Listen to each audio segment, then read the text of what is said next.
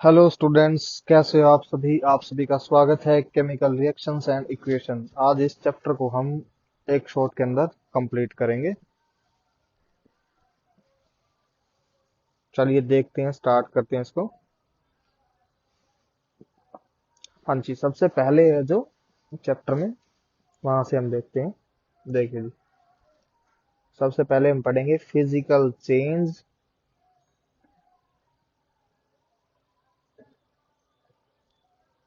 और chemical change के बारे में।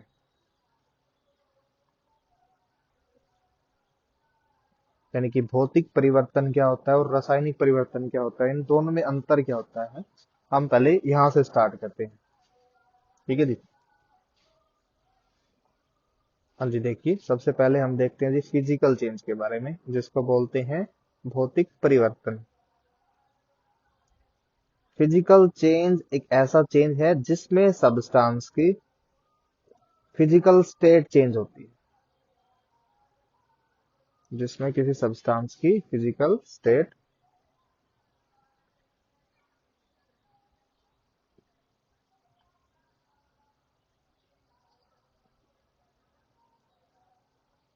जिसमें सब्सटेंस की फिजिकल स्टेट चेंज होती है और केमिकल कंपोजिशन सेम रहती है।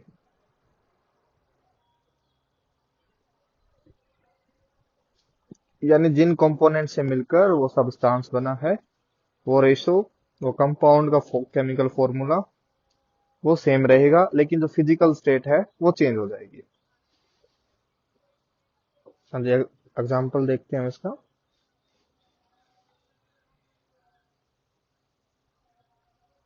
जैसे H2O के बारे में हम बात करते हैं जी। वाटर रूम टेम्परेचर के ऊपर, रूम टेम्परेचर पे वाटर हमें मिलता है लिक्विड स्टेट में।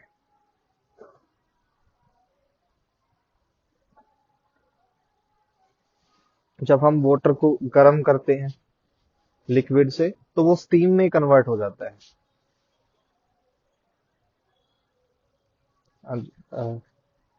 अच्छा, वाटर है, वाटर को आप बॉईल करोगे, गर्म करोगे, हीट करोगे। हीट करने के बाद वाटर स्टीम में कन्वर्ट हो जाता है।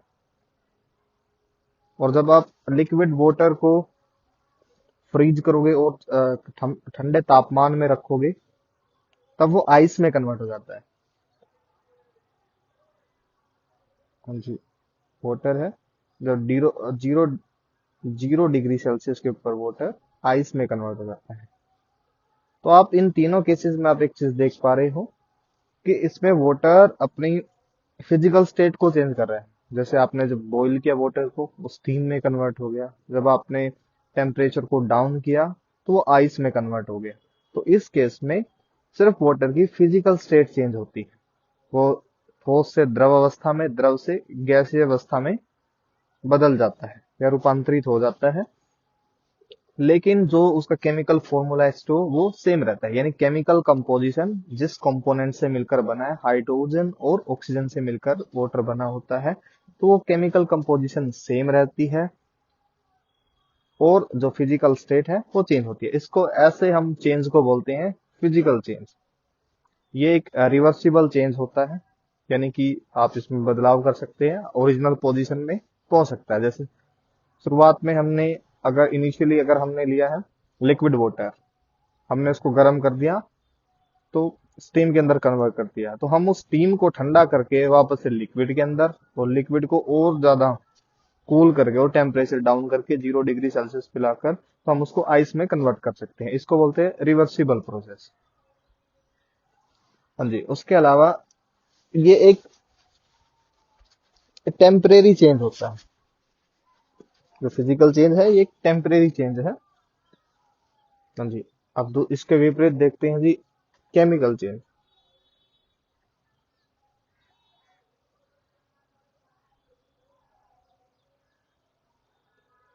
ये एक ऐसा चेंज है जिसमें सब्सटेंस की फिजिकल स्टेट और केमिकल स्टेट, यानी केमिकल कंपोजिशन दोनों ही चेंज हो जाती है। फिजिकल स्टेट भी चेंज होती है, हो सकती है, और केमिकल कंपोजिशन भी चेंज हो सकती है।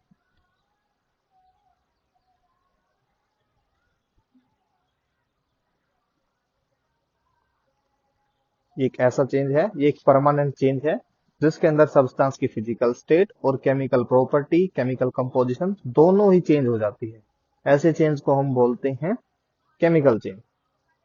और इसी केमिकल चेंज को हम जब हम किसी इक्वेशन की फॉर्म में लिखते हैं तो वही होती है केमिकल रिएक्शन।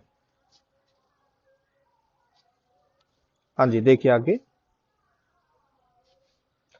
अब देखिए जैसे कि हाइड्रोजन ऑक्सीजन के साथ रिएक्ट करता है, रिएक्ट करने का बाद H2O का फॉर्मेशन यानी वाटर का फॉर्मेशन करता है। अब जो पानी बन गया है ये एक परमानेंट चेंज। और एग्जांपल देखिएगा, ठीक है। आप सभी ने सोडियम के बारे में सुना होगा। जो सोडियम है, सोडियम मेटल,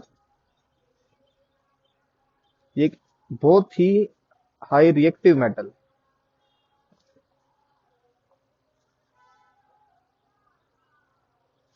और जब हवा में एयर की प्रेजेंस में ये फायर आग पकड़ लेती है, हवा की प्रेजेंस में आग पकड़ लेती है। वो आपने क्लोरीन के बारे में भी सुना होगा।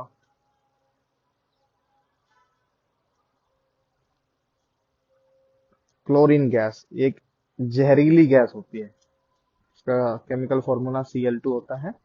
ये पॉइजनस होती है नेचर में, लेकिन जब सोडियम मेटल और क्लोरीन एक दूसरे के साथ रिएक्ट करते हैं तब देखिए क्या बनेगा।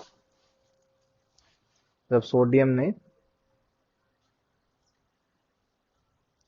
रिएक्ट करता है क्लोरीन गैस के साथ तब बनाता है NaCl, सोडियम क्लोराइड बोलते हैं इसको। सोडियम क्लोराइड का फॉर्मेशन करता है। और ये सोडियम क्लोराइड है ये एक न्यूट्रल कंपाउंड है, यानी ना इसमें एसिड की प्रॉपर्टी है ना ही बेस की प्रॉपर्टी है। अब एक तरफ आपने देखा ना, ये ऐसा है कि अगर आप नमक को, सोडियम क्लोराइड जो घर में आप नमक इस्तेमाल करते हो साधारण, उसका फॉर्मूला होता है। अब साधारण नमक को आप हवा में रख दो तो वो आग नहीं पकड़ेगा, ना ही वो पॉइजनस होता कि आपने नमक खाया, थोड़ी सी मात्रा में लिया और आप तभी मर गए, ऐसा भी नहीं है। तो इसमें क्या हुआ, सब्सटेंस की फिजिकल स्टेट भी चेंज हो गई और केमिकल कंपोजिशन दोनों ही चेंज हो गई। अब पहले जो है सोडियम Na की फॉर्म में था, एलिमेंटल फॉर्म में था, क्लोरीन Cl2 गैस की फॉर्म में था, लेकिन इन दोनों से मिलकर जो कंपाउंड बना है वो सॉलिड स्टेट में है और उसकी प्रॉपर्टी इन दोनों से बिल्कुल डिफरेंट है। तो ये हो गया जी केमिकल चेंज। और इसी केमिकल चेंज को मैंने इस इक्वेशन की फॉर्म में लिखा है जिसको बोलते हैं केमिकल रिएक्शन। तो ये केमिकल चेंज हुआ है, इसको मैंने, तो ये केमिकल चेंज हुआ है, इस केमिकल चेंज को मैंने इक्वेशन की फॉर्म में लिखा है और इस इक्वेशन को बोलते हैं केमिकल रिएक्शन। आई होप आपको यहां तक समझ आ गया होगा। चलिए जी, अब आ जाते हैं हम केमिकल रिएक्शन पे।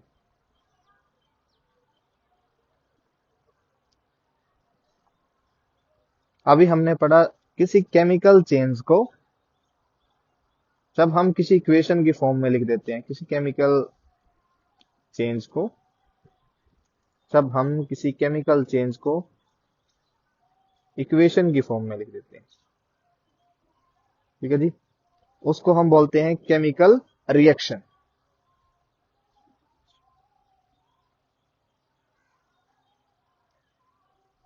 अब हम इसके एलिमेंट्स या फिर कंपोनेंट्स, केमिकल रिएक्शन के जो कंपोनेंट्स हैं उनके बारे में पढ़ लेते हैं, या फिर elements of a chemical reaction क्या होता है केमिकल रिएक्शन के अंदर, थोड़ा सा इसके बारे में जान लेते हैं।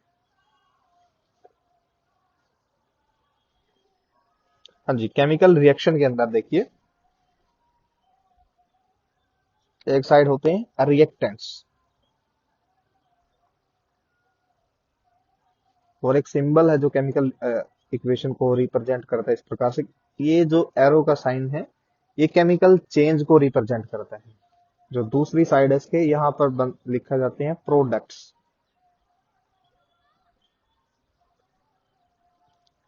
हाँ जी, एक साइड होते हैं रिएक्टेंट्स, दूसरी साइड होते हैं प्रोडक्ट्स। अब रिएक्टेंट्स का मीनिंग क्या होता है? हाँ जी, रिएक्टेंट्स वो एलिमेंट है जो किसी केमिकल रिएक्शन में भाग लेते हैं, ठीक है जी।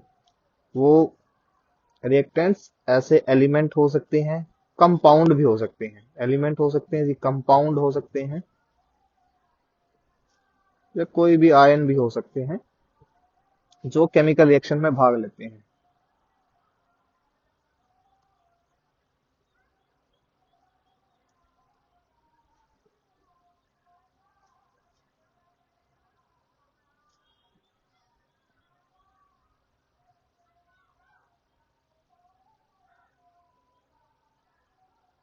जो किसी केमिकल रिएक्शन में भाग लेते हैं उनको हम बोलते हैं रिएक्टेंट्स। वो एलिमेंट हो सकते हैं, तत्व हो सकते हैं, कंपाउंड यौगिक हो सकते हैं, कोई आयन भी हो सकते हैं। ठीक है जी। जो किसी केमिकल रिएक्शन में भाग लेते हैं उनको हम बोलते हैं रिएक्टेंट्स। उसके बाद देखिए जो एरो का साइन है ये रिप्रेजेंट करता है केमिकल चेंज को।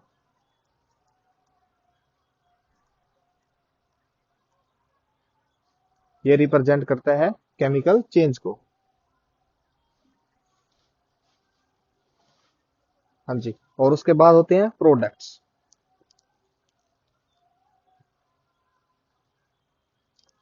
हाँ जी, प्रोडक्ट्स की बात कर लेते हैं। जो केमिकल जो रिएक्टेंट के रिएक्ट करने के बाद, ठीक है जी, जो एलिमेंट के कॉम्बिनेशन के बाद जो कंपाउंड, नया कंपाउंड बनता है उसको हम बोलते हैं प्रोडक्ट। ठीक है जी।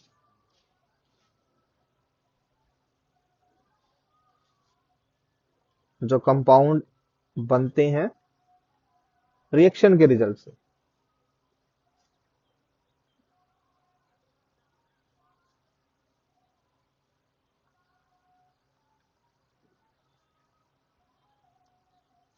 हाँ जी।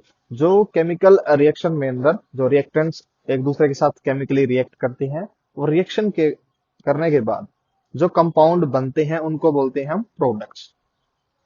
तो एक एलिमेंट, एक साइड होते हैं रिएक्टेंट्स। रिएक्टेंट्स वो एलिमेंट कंपाउंड हो सकते हैं जो किसी केमिकल रिएक्शन के अंदर भाग लेते हैं। जो एरो का साइन होता है बीच में, ये बताता है केमिकल चेंज के बारे में। दूसरी साइड होते हैं प्रोडक्ट्स जो केमिकल रिएक्शन के रिजल्ट से बनते हैं। जो केमिकल रिएक्शन हुई है उसके रिजल्ट से जो भी नया कंपाउंड बनता है उसको हम बोलते हैं प्रोडक्ट्स। हाँ जी, आगे बढ़ते हैं। देखिए आगे नेक्स्ट। अब किसी केमिकल रिएक्शन को लिखने के लिए, केमिकल रिएक्शन को रिप्रेजेंट करना, हमें केमिकल रिएक्शन को दो तरीके से रिप्रेजेंट किया जा सकता है। एक बोलते हैं जी वर्ड इक्वेशन, वर्ड इक्वेशन की हेल्प से। और दूसरा होता है सिंबॉलिक रिप्रेजेंटेशन, यानी उनके केमिकल सिंबल का इस्तेमाल करके।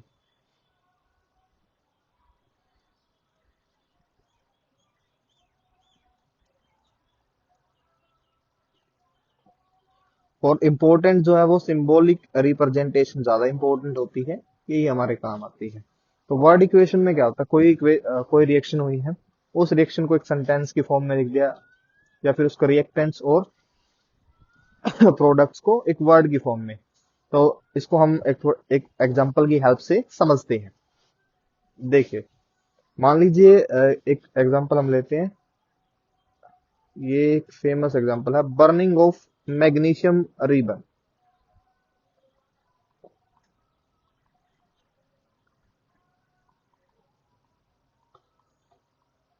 ठीक है जी।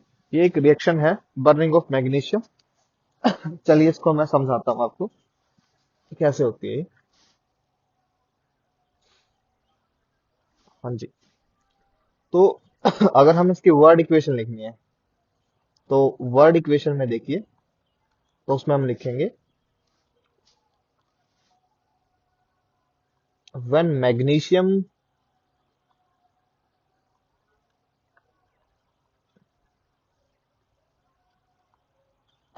ribbon is burnt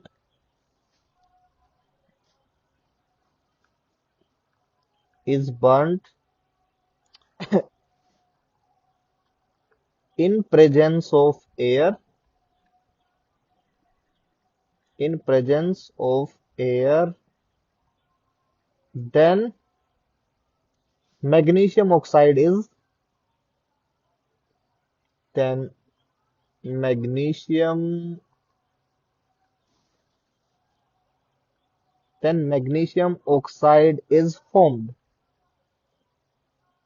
तो एक पूरे सेंटेंस के रूप में मैंने रिएक्शन को लिख दिया। जब मैग्नीशियम रिबन को हवा की प्रेजेंस में जलाया जाता है तो मैग्नीशियम ऑक्साइड बनता है हम दोनों की रिएक्शन के रिजल्ट से। अब इसी रिएक्शन को और ज्यादा छोटा करके हम कैसे लिख सकते थे, हम ऐसे लिख सकते थे, मैग्नीशियम मैग्नीशियम प्लस ऑक्सीजन,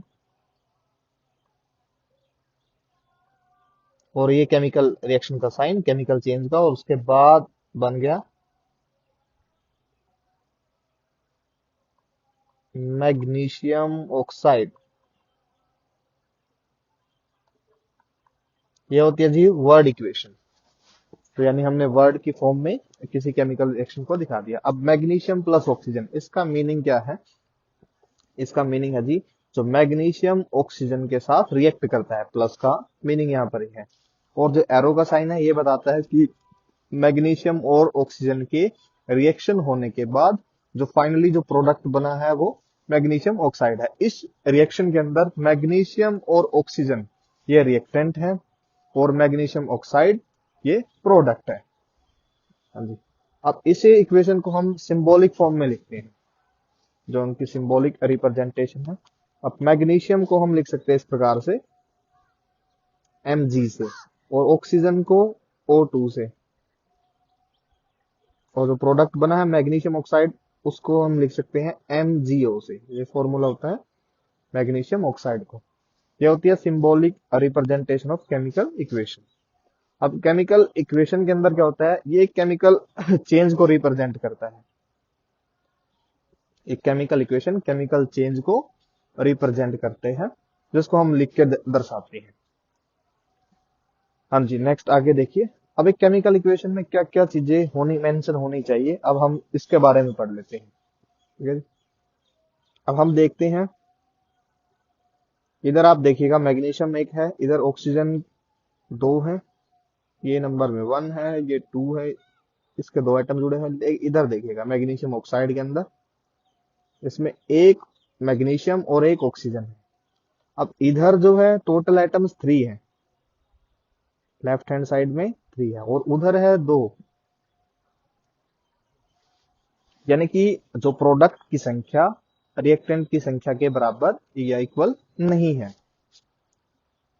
तो एक केमिकल रिएक्शन ऐसी केमिकल रिएक्शन जिसमें हमने जिसको हमने बैलेंस नहीं किया है, यानी एक अनबैलेंस्ड केमिकल इक्वेशन है, उसको हम बोलते हैं स्केलेटन केमिकल इक्वेशन। उसको बोलते हैं स्केलेटल केमिकल इक्वेशन। तो ये एक बन गई स्केलेटल केमिकल इक्वेशन, एक ऐसी केमिकल इक्वेशन जो बैलेंस्ड नहीं है, उसको बोलते हैं स्केलेटल केमिकल इक्वेशन, जो बैलेंस नहीं है। अब आगे हम देखते हैं जी, कंसेप्ट समझते हैं balanced chemical equation. Balanced chemical equation,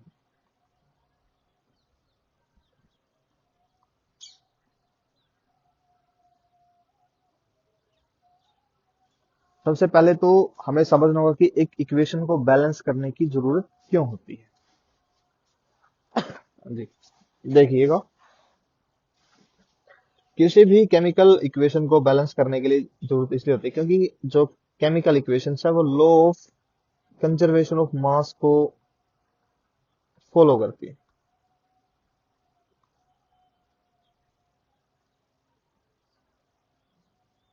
law of conservation of mass क्या कहता है? Law of conservation of mass कहता है मास can neither be created nor be destroyed during a chemical reaction. किसी भी केमिकल रिएक्शन के दौरान ना तो हम मास को बना सकते हैं, ना ही मास को हम डिस्ट्रॉय कर सकते हैं। यानी जितनी मात्रा में हमने रिएक्टेंट को लिया है उतनी ही मात्रा में प्रोडक्ट बनेगा। तो हम लिख सकते हैं यहाँ पे, मास can neither be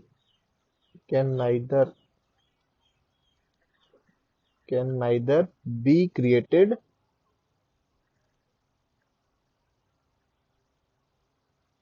nor be destroyed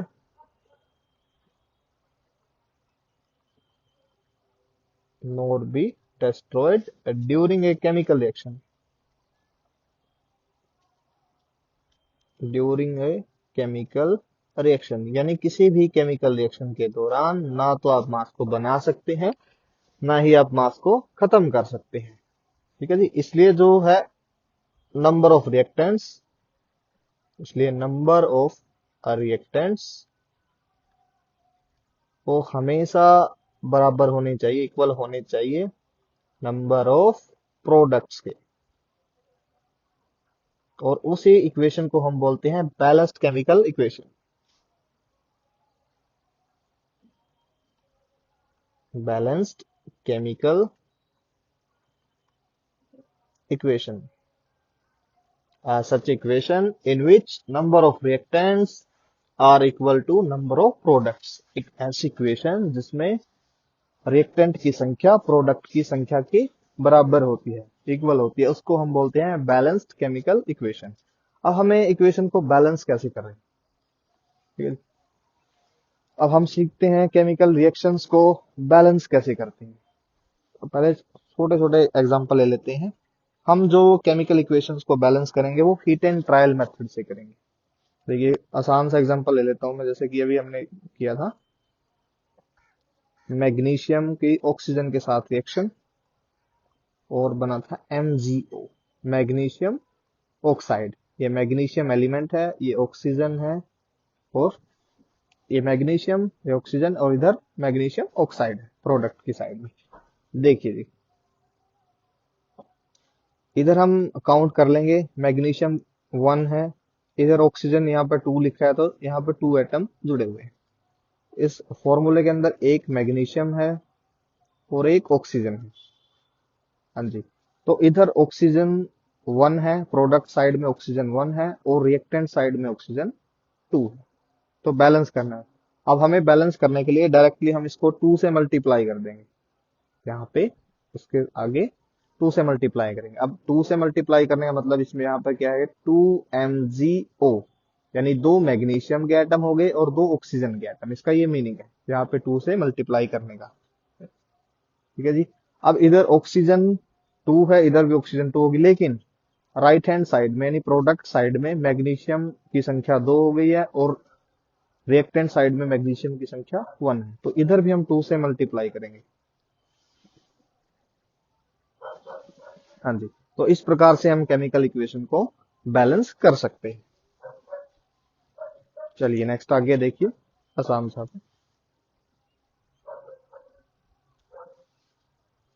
इसके अलावा, बैलेंस होने के अलावा केमिकल इक्वेशन में क्या चीज और मेंशन होती है, जरूरी होती है। देखिए एक केमिकल रिएक्शन के अंदर जो रिएक्टेंट्स है, इन रिएक्टेंट्स की जो फिजिकल स्टेट होती है वो मेंशन करते हैं हम, ताकि और ज्यादा केमिकल इक्वेशन को इंफॉर्मेटिव बना सके। क्योंकि फिजिकल स्टेट को ब्रैकेट में लिख देते हैं, और केमिकल चेंज, यहां पर अगर आपने इसको गर्म किया है या कुछ प्रेशर अप्लाई किया है या कैटलिस्ट या फिर किसी कैटलिस्ट का यूज किया है, तो वो सारी चीजें हम इस चेंज के एरो के ऊपर या नीचे लिख सकते हैं। और फाइनली जो एरो के बाद राइट हैंड साइड में आते हैं प्रोडक्ट्स। हाँ जी। और साथ में प्रोडक्ट की फिजिकल स्टेट को मेंशन करते हैं।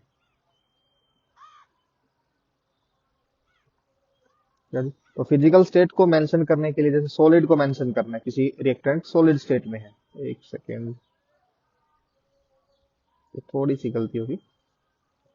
हाँ जी देखिए, तो फिजिकल स्टेट को मेंशन करना है, जैसे सॉलिड स्टेट को हमें मेंशन करना है, तो सॉलिड को हम स्मॉल एस से, ब्रैकेट के अंदर स्मॉल एस से हम उसको ऐसे रिप्रेजेंट करेंगे। अगर हम मान लीजिए किसी लिक्विड को रिप्रेजेंट करना है, तो लिक्विड के लिए एल, और गैस के लिए स्मॉल जी। अगर वो एक्वस सॉल्यूशन है,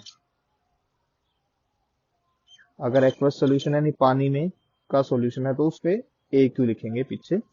इस प्रकार से हम एक केमिकल रिएक्शन या फिर केमिकल इक्वेशन को ज्यादा इंफॉर्मेटिव बना सकते हैं। तो देखिए आगे, अभी हमने एक रिएक्शन की थी जैसे मैग्नीशियम। तो मैग्नीशियम रिबन में जो मैग्नीशियम था सॉलिड स्टेट में था, तो ऑक्सीजन थी वो एयर के अंदर प्रेजेंट थी। एयर के अंदर प्रेजेंट होती है गैस स्टेट में, तो गैस इस फॉर्म में लिख दिया। और इसके बाद हमने क्या किया, मैग्नीशियम ऑक्साइड, ये भी सॉलिड स्टेट में बना है। तो राख बनी है वो सॉलिड स्टेट में बनी होती है, सॉलिड होती है। हाँ जी। और उसके बाद हम इसको बैलेंस कर देते हैं। बैलेंस करने के लिए यहाँ पे 2 से मल्टीप्लाई कर देते हैं और मैग्नीशियम को इधर रिएक्टेंट साइड पे 2 से मल्टीप्लाई कर दे। इस प्रकार से ये इक्वेशन पूरी तरह से इंफॉर्मेटिव हो गई है। साथ में हम अगर कोई एडिशनल जानकारी देना चाहते हैं रिएक्शन की, तो इस एरो के ऊपर या नीचे, केमिकल चेंज के साइन के ऊपर या नीचे हम लिख सकते हैं। हाँ जी।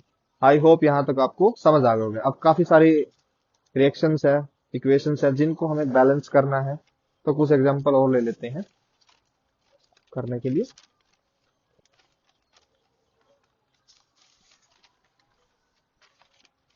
साथ में हम उनको बैलेंस करते जाएंगे जितने भी केमिकल रिएक्शंस को हम लेंगे।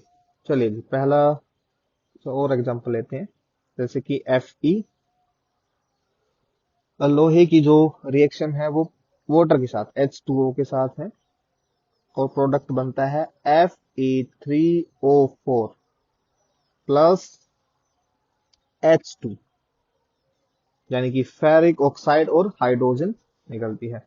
तो इस इक्वेशन को सबसे पहले हम इसकी फिजिकल स्टेट को लिखेंगे, कौन से स्टेट में कौन है। तो जो लोहा होता है जी, वो रूम टेम्परेचर पे हमें सॉलिड स्टेट में पाया जाता है। वाटर जो है लिक्विड स्टेट में पाया जाता है, क्योंकि रिएक्शन तो प्रैक्टिकली रूम टेम्परेचर पे होती है। हाँ जी। अगर हमने इसको किसी और स्टेट में लिया, जैसे मैंने फॉर एग्जांपल यहाँ पर H2 लिक्विड में लिखा है, लिक्विड की जगह अगर हमने किसी और स्टेट में लिया है तो हम उसको मेंशन कर देंगे, ठीक है। और साथ में Fe3O4, तो ये बना है, ये होता है जी सॉलिड स्टेट में, और हाइड्रोजन होती है गैसीय स्टेट में। इस प्रकार से हमने इसको मेंशन कर दिया। अब अगले स्टेप में हम इसको करेंगे जी बैलेंस। अब बैलेंस करने के लिए इधर देखिएगा, पहले काउंट करते हैं। इधर एक एटम है लोहे का, आयरन का, इधर हाइड्रोजन के 2 एटम और ऑक्सीजन का 1 एटम। अब इधर देखिए, इधर आयरन के 3 हैं, ऑक्सीजन के 4 एटम हैं और हाइड्रोजन के 2 एटम है। चलिए जी, अब आगे देखिए। हाँ जी। तो सबसे पहले हम ऑक्सीजन को बैलेंस करते हैं। तो ऑक्सीजन के यहाँ पर 4 है, यहाँ पर 1 है, तो हम सिंपली इसको 4 से मल्टीप्लाई कर देते हैं यहाँ पे। अब 4 से मल्टीप्लाई करने के बाद, जैसे हमने 4H2O किया है अभी, तो अब इसमें क्या हुआ कि 4 की 2 से मल्टीप्लाई, यानी हाइड्रोजन के यहाँ पर एटम हो गए जी 8। हाइड्रोजन के एटम की संख्या हो गई है अभी 8, और जो ऑक्सीजन के एटम की संख्या है वो हो गई है 4, क्योंकि H2 है। 4 की 2 से मल्टीप्लाई करेंगे टोटल 8 हो जाएगा, और ऑक्सीजन यहाँ पर एक एटम था, एक की 4 के साथ मल्टीप्लाई करेंगे तो 4 होगा। चलिए जी, अब नेक्स्ट स्टेप में हमें क्या करना है, एक बार थोड़ा सा साफ कर देते हैं इसको। अब हाइड्रोजन की जो संख्या है वो यहाँ पर 8 हो गई है, और ऑक्सीजन की संख्या यहाँ पर 4 हो गई है। अब देखिए आगे क्या करते हैं। अब इधर देखिए, इधर यहाँ पर हाइड्रोजन 8, ऑक्सीजन 4, इधर हाइड्रोजन सिर्फ 2 थी, तो हम इसको 4 से मल्टीप्लाई कर देंगे, तो ये हो गई 8। इधर भी 8 कंप्लीट, इधर भी 8 हो गया, यानी 8 हो गए दोनों साइड पे। अब इधर देखिए, इधर आयरन जो है Fe के 3 मॉलिक्यूल्स है, मॉलिक्यूल्स नहीं सॉरी 3 एटम्स है, और इधर सिर्फ 1 है, तो इसको 3 से मल्टीप्लाई करेंगे। इस प्रकार से ये केमिकल इक्वेशन बैलेंस हो जाती है। हाँ जी, नेक्स्ट आगे देखिए। कार्बन मोनोऑक्साइड हाइड्रोजन के साथ रिएक्ट करती है तो बनता है मिथेनॉल, CH3OH, ये है जी मिथेनॉल, जिसको जहरीली शराब भी बोलते हैं। और ये रिएक्शन हुई है 340 एटमॉस्फेरिक प्रेशर के ऊपर। 3 ATM मतलब 340 एटमॉस्फेरिक प्रेशर के ऊपर ये रिएक्शन हुई है। तो सबसे पहले तो हम लिखेंगे इनकी फिजिकल स्टेट को। जो कार्बन मोनोऑक्साइड है वो गैस स्टेट में होती है, हाइड्रोजन है इस केस में वो भी गैस स्टेट में है। जो मिथेनॉल बना है वो बना जी लिक्विड स्टेट में। हाँ जी। इसके बाद हम इनको बैलेंस करते हैं। बैलेंस करने के लिए हम देख लेते हैं जो एटम्स की रिएक्टेंट की संख्या इधर कितनी है, राइट हैंड साइड यानी प्रोडक्ट साइड में कितनी है। हाँ जी, इधर कार्बन 1 एटम, ऑक्सीजन का 1 एटम, इधर 1 है, ये भी 1 है। हाइड्रोजन की संख्या यहाँ पे 2 है। अब इधर देखिए, इधर कार्बन की संख्या 1 है, हाइड्रोजन 3 और एक लास्ट में, इन टोटल 4 है, और ऑक्सीजन यहाँ पर 1 है। तो हमें इनको बैलेंस करना है। अब इधर टोटल 4 हाइड्रोजन है, इधर 2 है, तो हम 2 से और मल्टीप्लाई करते हैं यहाँ पे, तो हाइड्रोजन हो गई हमारी बैलेंस। उसके बाद देखिए, इधर भी कार्बन 1 है, राइट हैंड साइड में भी कार्बन 1 है।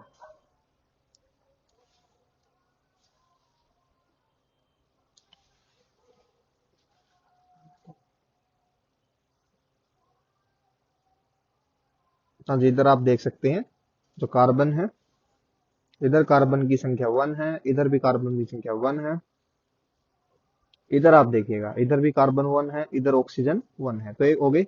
हाइड्रोजन की संख्या यहाँ पर हमने 4 बना दी है, यहाँ पर जो हाइड्रोजन की संख्या 4 थी, यहाँ पर दो दो से मल्टीप्लाई करके, तो इस प्रकार से केमिकल इक्वेशन बैलेंस हो गई। हाँ जी, नेक्स्ट इक्वेशन देखिएगा।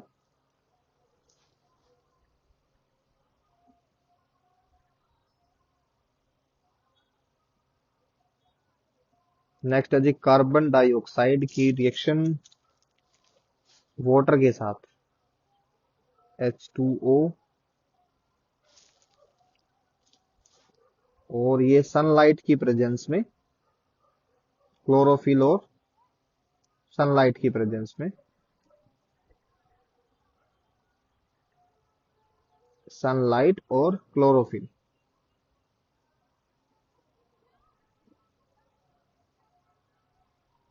क्लोरोफिल और सनलाइट की प्रेजेंस में ये बनाती है जी C6H12O6 यानी ग्लूकोज, और साथ में ऑक्सीजन गैस, और साथ में ऑक्सीजन गैस और प्लस H2O। ये 3 प्रोडक्ट बनते हैं दोनों रिएक्टेंट और सनलाइट और क्लोरोफिल की प्रेजेंस में। इसको बोलते हैं जी फोटोसिंथेसिस प्रोसेस, प्रकाश संश्लेषण अभिक्रिया। एक ऐसी अभिक्रिया या फिर ऐसी केमिकल रिएक्शन है जिसके अंदर प्लांट्स अपना खाना बनाते हैं। चलिए, सबसे पहले हम इस रिएक्शन के फिजिकल स्टेट, हर एक जो रिएक्टेंट और प्रोडक्ट की फिजिकल स्टेट को स्पेसिफाई करते हैं। हाँ जी, कार्बन डाइऑक्साइड इसमें गैस स्टेट में होती है।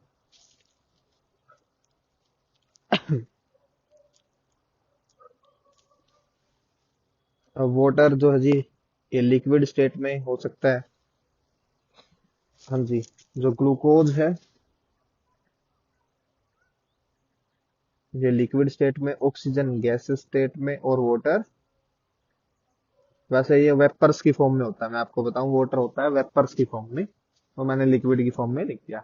चलिए, इसको स्पेसिफाई करने के बाद अब हमें इनको बैलेंस करना है। बैलेंस करने के लिए हमने सबसे पहले रिएक्टेंट और प्रोडक्ट की संख्या देख लेते हैं। देखिए,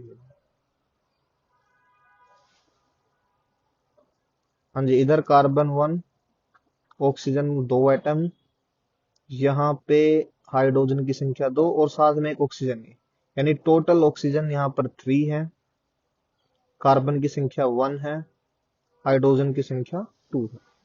अब इधर देखिए, इधर है तो काफी भारी भरकम बना है। इधर देखिए, कार्बन की संख्या 6, हाइड्रोजन की यहाँ पे 12 संख्या, और ऑक्सीजन की 6 मॉलिक्यूल इधर, और साथ में 2 मॉलिक्यूल इधर, यानी ऑक्सीजन टोटल यहाँ पर अभी तक 8, और एक यहाँ पर मिल गया ऑक्सीजन का, टोटल 9 हो गए। और हाइड्रोजन होगी जी यहाँ पे 14, टोटल 14 यहाँ पर हाइड्रोजन होगी। अब हमें इसको बैलेंस करना है। हाँ जी, देखिए, तो बैलेंस करने के लिए मैं एक बार दोबारा से नीचे इसको लिख लेता हूँ। यहाँ पे CO2 प्लस H2O, थोड़ा सा डिफरेंस देंगे ताकि मैं आसानी से इसको लिख सकूं। बाकी सारा ऐसे कैसे मैं छोड़ रहा हूं समझाने के लिए। C6H12O6 प्लस ऑक्सीजन, थोड़ा सा गैप चाहिए था यहाँ पे, एक सेकेंड रुकिए। हाँ जी, प्लस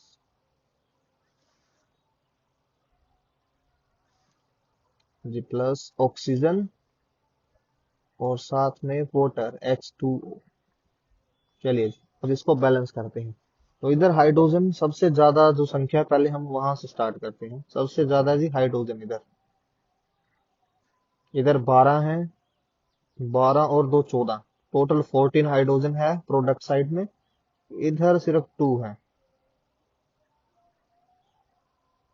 चलिए जी, आगे देखते हैं। अब कार्बन जो है यहाँ पर 6 है, इधर कार्बन सिर्फ 1 है। कार्बन की संख्या यहाँ पर सिर्फ 1 है, इधर कार्बन की संख्या 6 है। अब इसके बाद हम देखते हैं जी ऑक्सीजन, ऑक्सीजन 2 और एक यहाँ पर ये तो ऑक्सीजन यहाँ पर 3 है। ऑक्सीजन इधर 3 है, हाइड्रोजन के यहाँ पर 2 एटम है जी, और कार्बन का सिंगल एटम।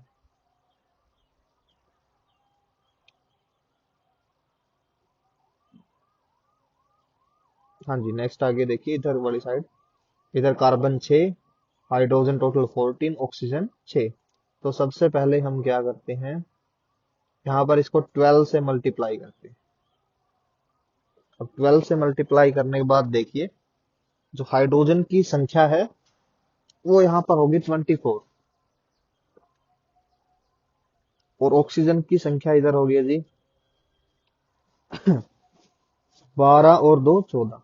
तो ऑक्सीजन यहाँ पर इस साइड हो गई है 14 और हाइड्रोजन इधर हो गई है 24। चलिए इधर आते हैं, थोड़ा सा साफ कर लेते हैं एक बार।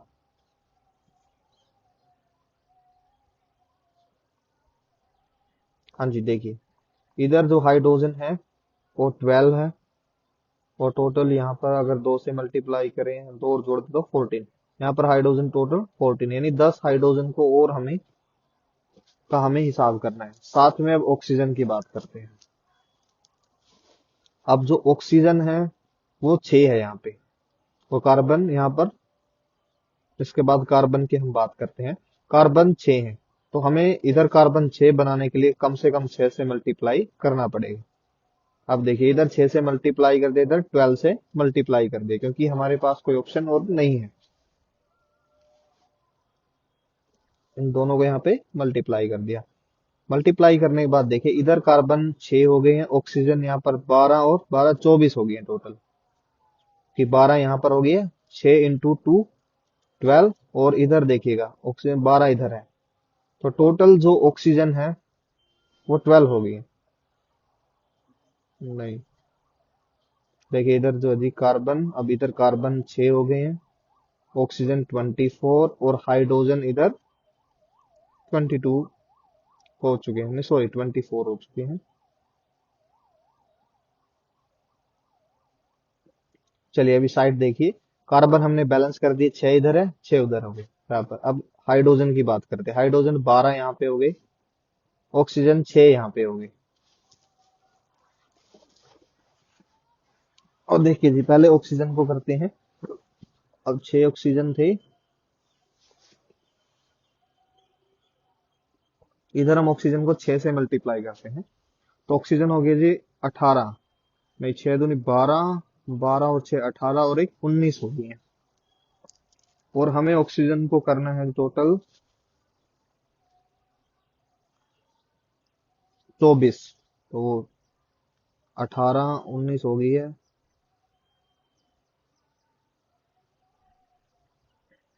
यहाँ पर 6 से और मल्टीप्लाई करते हैं। हाइड्रोजन देखिए 12 इधर थी, 12 उधर होगी 24। अब ऑक्सीजन गिनते हैं, टोटल 12 इधर होगी जी, और 6 ऑक्सीजन इधर होगी, 12 और 6 18, और एक ऑक्सीजन 6 ऑक्सीजन ये होगी जी, 18 और 6 24। इस प्रकार से देखिए दोनों साइड हमने बैलेंस कर दिया इसको। मैं एक बार फिर से बता देता हूँ, थोड़ा सा कंफ्यूजन ना हो।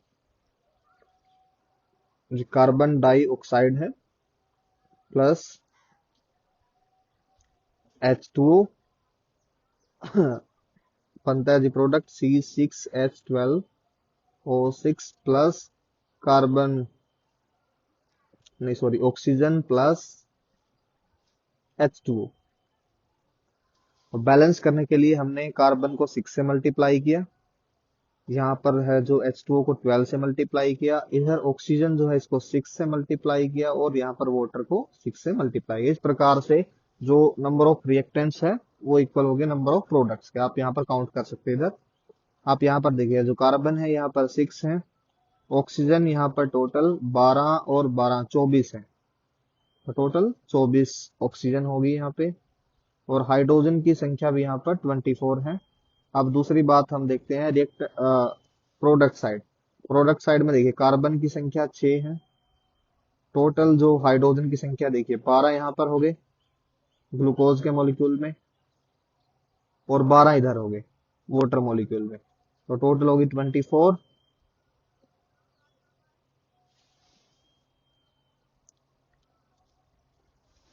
हाँ जी, नेक्स्ट आगे देखिए ऑक्सीजन। ऑक्सीजन आप काउंट कर लीजिए, वो भी 24 होंगे, क्योंकि 6 यहाँ पर हो गए। देखो ग्लूकोज में 6 हो गए, ग्लूकोज में 6 प्लस 12 यहाँ पर, 6 दूनी 12, और लास्ट में वाटर के मॉलिक्यूल में भी 12, तो 12 12, नहीं नहीं, लास्ट में 6 है जी,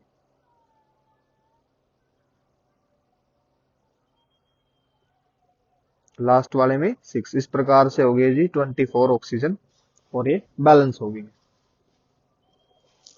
हाँ जी, नेक्स्ट आगे देखिए,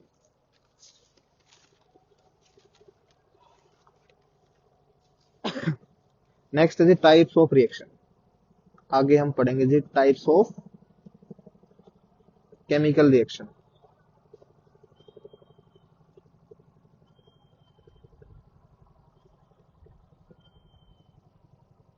नेक्स्ट हमारा टॉपिक है जी टाइप्स ऑफ केमिकल रिएक्शंस। अलग अलग टाइप की जो केमिकल रिएक्शंस है उनके बारे में देखेंगे। हाँ जी, तो सबसे पहला जो फर्स्ट है वो है जी एडिशन रिएक्शन। उसको एडिशन रिएक्शन बोलते हैं, साथ में कॉम्बिनेशन रिएक्शन।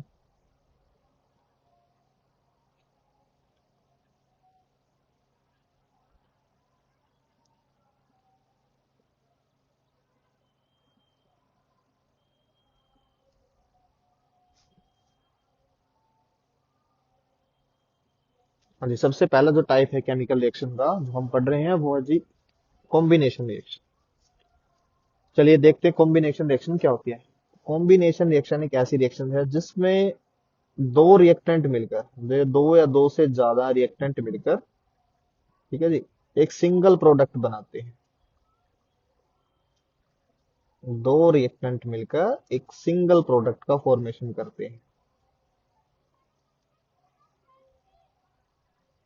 ऐसी रिएक्शन को बोलते हैं कॉम्बिनेशन रिएक्शन।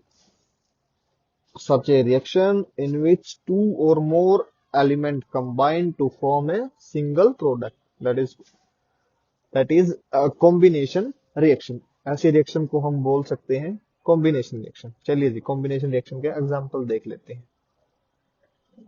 जैसे कि हाइड्रोजन है, हाइड्रोजन रिएक्ट करती है ऑक्सीजन के साथ और बनता है जी H2O, फॉर्मेशन ऑफ वाटर। तो ये भी एक कॉम्बिनेशन रिएक्शन है। देखिए इसमें हाइड्रोजन और ऑक्सीजन जुड़ के एक सिंगल प्रोडक्ट का फॉर्मेशन करती है। चलिए अब हम इसके बाद इसको थोड़ा सा, हाइड्रोजन यहाँ पर गैसेस फॉर्म में है, ऑक्सीजन यहाँ पर गैसेस फॉर्म में है, और वाटर यहाँ पर लिक्विड फॉर्म में है। केमिकल रिएक्शन को थोड़ा ज्यादा इंफॉर्मेटिव बनाने के लिए रिएक्टेंट की हम फिजिकल स्टेट को लिख देते हैं, साथ में रिएक्शन को बैलेंस कर देते हैं। अब इधर देखिए, यहाँ पर हाइड्रोजन की संख्या 2 है, ऑक्सीजन की संख्या भी 2 है। इधर देखिएगा हाइड्रोजन 2 है, ऑक्सीजन की संख्या 1 है, 2 इधर 1 है जी, उधर 2 है। तो हम इनको बैलेंस करेंगे। बैलेंस करने के लिए हम यहाँ पर 2 से मल्टीप्लाई कर देंगे। 2 से मल्टीप्लाई करने के बाद अब हाइड्रोजन की संख्या इधर 4 होगी, ऑक्सीजन की संख्या 2, तो हम इसको हाइड्रोजन यहाँ पे 2 से मल्टीप्लाई कर देंगे। इस प्रकार से ये इक्वेशन बैलेंस होगी। चलिए जी और एग्जांपल देखते हैं। ठीक है जी, जो लिथियम है, लिथियम रिएक्ट करता है ऑक्सीजन के साथ तो बनाता है जी lithium oxide, Li2O, lithium oxide बनाता है जो सॉलिड स्टेट में बनता है। चलिए इसको भी बैलेंस कर देते हैं। यहाँ पर लिथियम की संख्या 2, ऑक्सीजन की संख्या 1 है, और इधर ऑक्सीजन 2 है जी, इधर लिथियम 1 है, तो इसको मल्टीप्लाई करके बैलेंस करते हैं। देखिए इधर 2 से मल्टीप्लाई कर देते हैं तो ऑक्सीजन बैलेंस हो जाती है, लेकिन लिथियम की संख्या यहाँ पर 4 हो गई है, तो 4 होने की वजह से हम लिथियम को यहाँ पर 4 से मल्टीप्लाई कर देंगे। हाँ जी आगे देखिए, मैं थोड़ा सा रिएक्शन को डिकोड करना चाहूंगा कि रिएक्शन बनती कैसे है, ताकि आपको ये याद ना करने पड़े बार बार। देखिए जो लिथियम है जी, लिथियम का एटॉमिक नंबर है 3 है, और इलेक्ट्रॉनिक कॉन्फ़िगरेशन की बात करें हम, इसकी इलेक्ट्रॉनिक कॉन्फ़िगरेशन लिखते हैं हम KLMN। तो इसके फर्स्ट सेल में 2 इलेक्ट्रॉन्स, एल सेल में 1। और हमें पता है किसी भी केमिकल रिएक्शन के अंदर सिर्फ वैलेंस शेल इलेक्ट्रॉन पार्टिसिपेट करते हैं। तो इसकी वैलेंस शेल है जी एल शेल। वैलेंस शेल का मतलब है सबसे लास्ट शेल। तो लिथियम के केस में लास्ट शेल जो है एल शेल है, क्योंकि इसके पास 3 ही इलेक्ट्रॉन थे। तो के शेल में 2 इलेक्ट्रॉन हो गए, एल शेल में 1 इलेक्ट्रॉन हो गया। अब लिथियम जो रिएक्ट करती है, ये अपने आप को स्टेबल करना चाहती है, यानी जितने भी एलिमेंट है दुनिया में वो सभी स्टेबल होना चाहते हैं, और स्टेबल होने के लिए ये इलेक्ट्रॉन को लॉस या फिर गेन करते हैं। ठीक है, तो यहाँ पर जो है लिथियम, क्योंकि एल सेल के अंदर टोटल 8 इलेक्ट्रॉन हो सकते हैं, तो यहाँ पर लिथियम को स्टेबल होने के लिए या तो 7 इलेक्ट्रॉन और चाहिए, या फिर ये 1 इलेक्ट्रॉन को लॉस करके, क्योंकि एल सेल में सॉरी के सेल में सिर्फ 2 ही इलेक्ट्रॉन आ सकते हैं, तब भी ये स्टेबल हो सकता है। जो प्रैक्टिकली 7 इलेक्ट्रॉन का लॉस और गेन पॉसिबल नहीं है, इसलिए लिथियम 1 इलेक्ट्रॉन को लॉस करना पसंद करता है। ठीक है जी, तो लिथियम 1 इलेक्ट्रॉन को लॉस करके Li पॉजिटिव आयन का फॉर्मेशन करता है। हाँ जी, अब दूसरी तरफ ऑक्सीजन जो रिएक्ट कर रही है उसकी भी समझ लीजिए। जो ऑक्सीजन है जी, ऑक्सीजन का एटॉमिक नंबर है 8।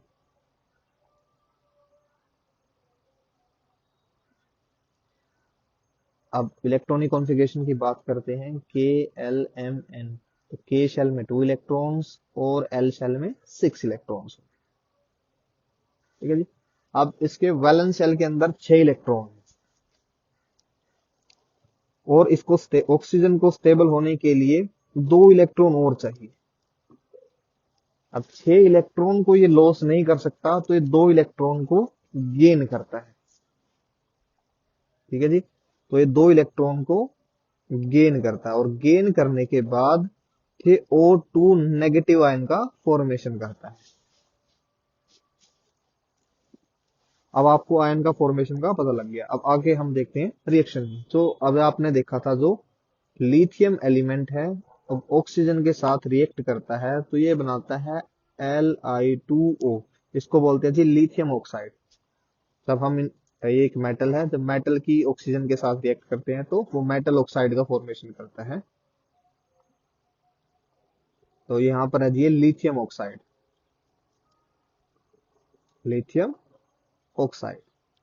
अब जो इस केमिकल रिएक्शन के अंदर है, जो लिथियम, क्योंकि वो 1 इलेक्ट्रॉन को लॉस कर सकता है, तो वो Li पॉजिटिव आयन का फॉर्मेशन करता है। जो ऑक्सीजन है जिसको 2 इलेक्ट्रॉन की जरूरत है, तो वो O2 नेगेटिव आयन का फॉर्मेशन करता है। ठीक है जी, अब जो केमिकल फॉर्मूला है, केमिकल फॉर्मूला के अंदर कैटायन को लेफ्ट हैंड साइड में और एनायन को राइट हैंड साइड में लिखते हैं। उसके बाद उनके अंदर जितना भी चार्ज होता है, उनके ऊपर जितना भी चार्ज होता है, +2 या -2, ये चार्ज होता है, या फिर इनका ऑक्सीडेशन स्टेट आप कह सकते हैं। ऑक्सीडेशन स्टेट तो नहीं है, ये चार्ज। तो इस चार्ज को हम इंटरचेंज कर देते हैं। जो -2 ये 2 है, प्लस और माइनस हम नहीं लिखते, सिंपली ये लिख देते हैं सिर्फ +1 और -2 या जितना भी होता है चार्ज उसको लिखते हैं। तो वो लिथियम के सबस्क्रिप्ट में लिखते हैं, और यहाँ पर जो लिथियम के ऊपर जितना चार्ज है वो ऑक्सीजन के सबस्क्रिप्ट में यानी ऑक्सीजन के पावर में लिखते हैं।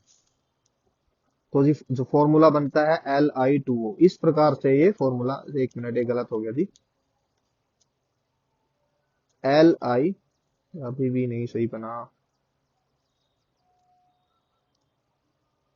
ये बन गया जी Li2O,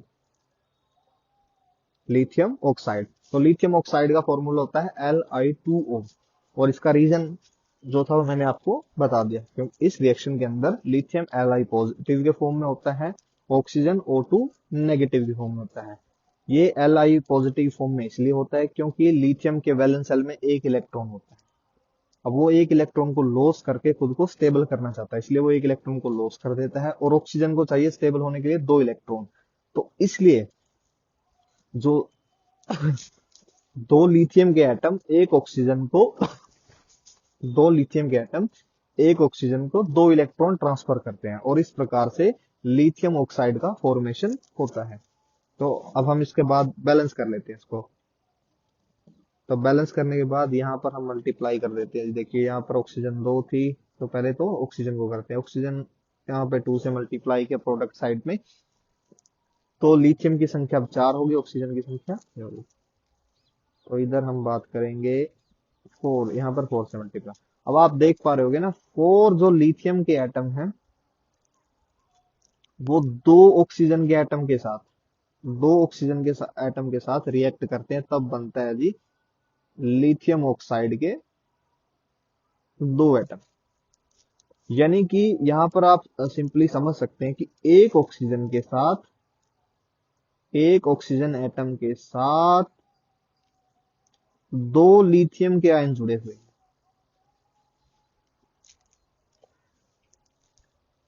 हाँ जी, नेक्स्ट आगे देखिए। अब लिथियम के बाद और देख लेते हैं सोडियम, Na पॉजिटिव, नहीं Na, सोडियम प्लस ऑक्सीजन, और ये बनाता है सोडियम ऑक्साइड Na2O। अब इस रिएक्शन के अंदर अगर आप देखोगे तो सोडियम है वो Na पॉजिटिव की फॉर्म में होता है, और ऑक्सीजन है जी वो O2 नेगेटिव की फॉर्म में होता है। तो ये अपने आयंस को इस प्रकार से इंटरचेंज कर लेते हैं, तो जो प्रोडक्ट बनता है ना Na2O, वो इस प्रकार से बनता है। आयन के इंटरचेंज होने के बाद जो चार्ज इनका इंटरचेंज हो जाता है, और बनता है सोडियम ऑक्साइड। अब इसको भी मैं एक बार समझा सकता हूँ आपको, चलिए देख लेते हैं, इसको भी बता देता हूँ। हाँ जी देखिए, सोडियम है, एक मिनट, सोडियम का जो एटॉमिक नंबर होता है वो 11 होता है, एटॉमिक नंबर 11 होता है।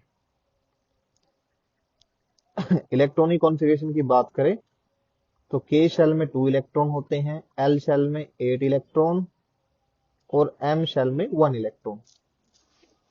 अब सोडियम को स्टेबल होने के लिए या तो एम शेल में 7 इलेक्ट्रॉन और चाहिए, या फिर ये एक इलेक्ट्रॉन को लॉस करने के बाद, क्योंकि एल शेल में 8 इलेक्ट्रॉन पहले ही हैं, तो ये स्टेबल हो जाता है।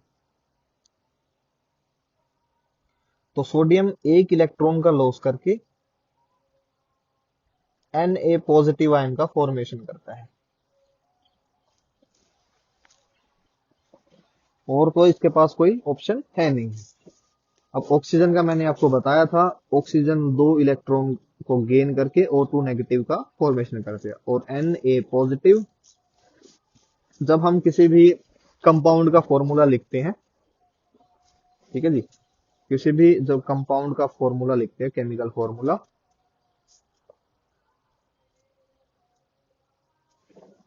एक मिनट जी, थोड़ी सी फिर मिस्टेक होगी आज, पता नहीं बोर्ड अच्छे से काम नहीं कर रहा। जो कंपाउंड का हम केमिकल फॉर्मूला लिखते हैं तो उसमें होता है जी, इधर कैटायन लिखा जाता है, और कैटायन के ऊपर जितना भी प्लस या फिर माइनस जितना भी चार्ज होता है इसके ऊपर ऐसे लिखा जाता है। जो दूसरी साइड होता है जी, उधर लिखा जाता है एनायन, और एनायन के ऊपर जितना भी चार्ज होता है नेगेटिव चार्ज, वो लिखा जाता है।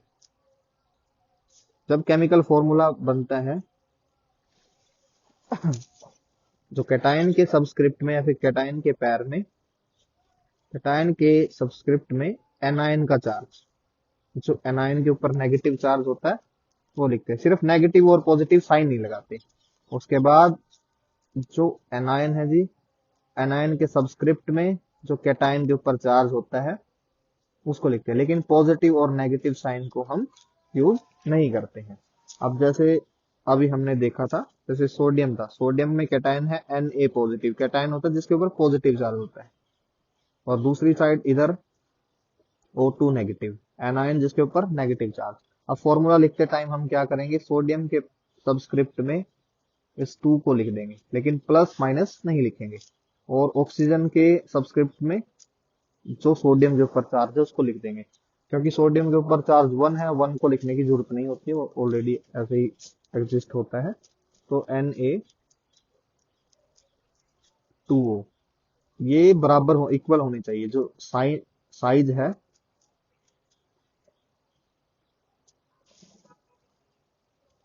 हाँ जी, जो सोडियम ऑक्साइड बना है इसमें सोडियम और ऑक्सीजन का साइज इक्वल होना चाहिए, तब ये फॉर्मूला माना जाएगा। अगर हम ऐसे लिखते हैं Na2O तो ये रोंग है।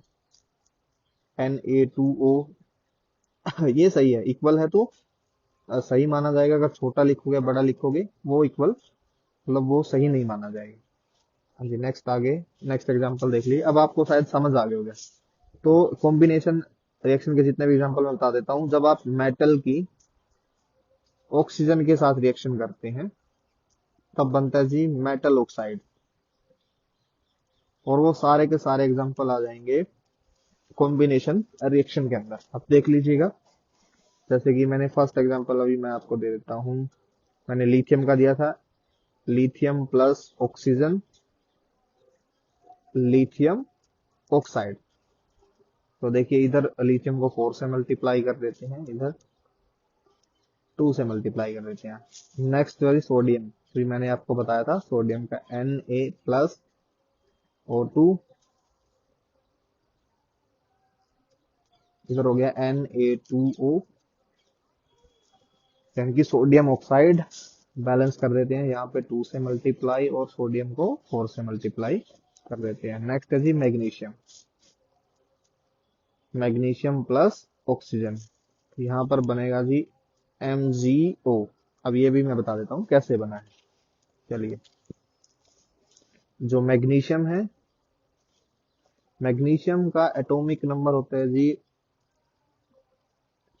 12। इलेक्ट्रॉनिक कॉन्फ़िगरेशन की बात करें तो K शेल में 2 इलेक्ट्रॉन, L शेल में 8 और L शेल में 2 इलेक्ट्रॉन। यहाँ पर K लिख देते हैं, यहाँ पे L और यहाँ पे M। तो वैलेंस शेल है जी M शेल, M शेल के अंदर 2 इलेक्ट्रॉन है। अब या तो यहाँ पर चाहिए इनको 6 इलेक्ट्रॉन, और 6 का गेन, और 6 इलेक्ट्रॉन का गेन और लॉस पॉसिबल है नहीं, इसलिए 2 इलेक्ट्रॉन को लॉस कर देती है। तो मैग्नीशियम बनाते हैं जी Mg2 पॉजिटिव आयन, और ऑक्सीजन का हमें पता है O2 नेगेटिव आयन होता है। तो चार्ज हम इंटरचेंज कर देंगे एक दूसरे के सबस्क्रिप्ट में, तो ये बन जाएगा Mg2O2। क्योंकि दोनों के ऊपर सेम चार्ज था तो इसको हम कैंसिल आउट कर देते हैं, तो फाइनली जो फॉर्मूला बन के आता है वो MgO होता है, मैग्नीशियम ऑक्साइड। आई होप आपको क्लियर हो गया होगा। अब उसके बाद हम इसको बैलेंस कर लेते हैं। जो बैलेंस करना है, मैं कुछ इक्वेशन अगर भूल जाऊं तो आप खुद कर लेना, और साथ में इनकी फिजिकल स्टेट भी आप खुद लिख लेना। ठीक है जी, अब मैग्नीशियम की बात है, यहाँ पर 2 से मल्टीप्लाई कीजिएगा, 2MgO, यहाँ पर मैग्नीशियम भी 2 और ऑक्सीजन भी 2। अब हम आ जाते हैं रिएक्टेंट साइड में, इधर मैग्नीशियम 1 है तो इसको 2 से मल्टीप्लाई कर लेते हैं। अब ये केमिकल इक्वेशन बैलेंस हो गई है। चलिए जी, नेक्स्ट आगे देखिए, नेक्स्ट एग्जांपल। नेक्स्ट है जी एल्यूमिनियम। जब एल्यूमिनियम रिएक्ट करती है ऑक्सीजन के साथ तो बनाती है एल्यूमिनियम ऑक्साइड, जो फॉर्मूला होता है Al2O3। ये है जी एल्यूमिनियम ऑक्साइड। अब ये भी देख लीजिए कैसे बना है। एल्यूमिनियम है जो,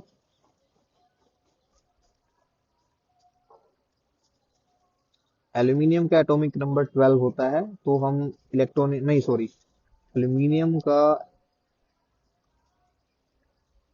एल्यूमिनियम का एटॉमिक नंबर होता है जी 13। इलेक्ट्रॉनिक कॉन्फ़िगरेशन की बात करते हैं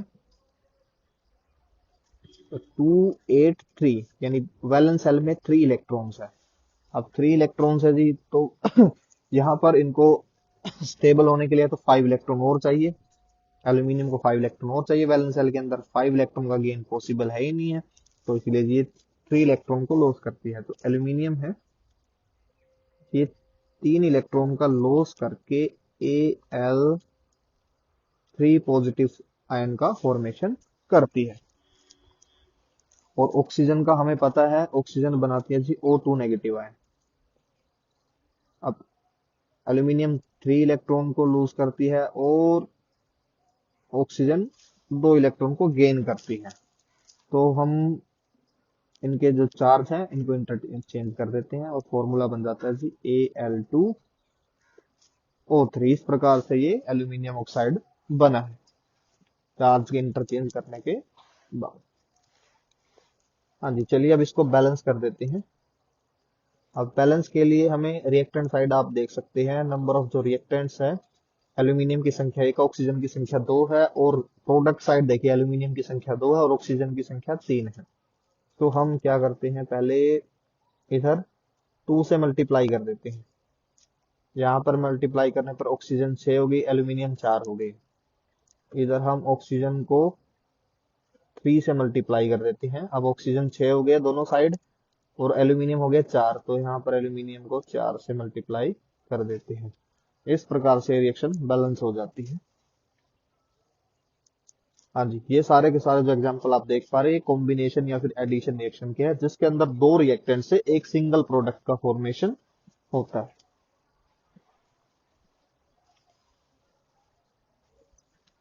हाँ जी, नेक्स्ट आगे देखिए, आगे ले लेते हैं जी कैल्शियम। जब कैल्शियम की रिएक्शन हम करते हैं ऑक्सीजन के साथ, तो ये बनाता है जी कैल्शियम ऑक्साइड CaO। अब ये भी देख लेते हैं, कैल्शियम होता है जी, कैल्शियम का एटॉमिक नंबर होता है 20। और इलेक्ट्रॉनिक कॉन्फ़िगरेशन की बात करें तो KLMN शेल, के शेल में 2 इलेक्ट्रॉन, एल शेल में 8 और एम शेल में भी 8 और एन शेल में 2 इलेक्ट्रॉन्स। तो यहाँ पर 2 इलेक्ट्रॉन है जी।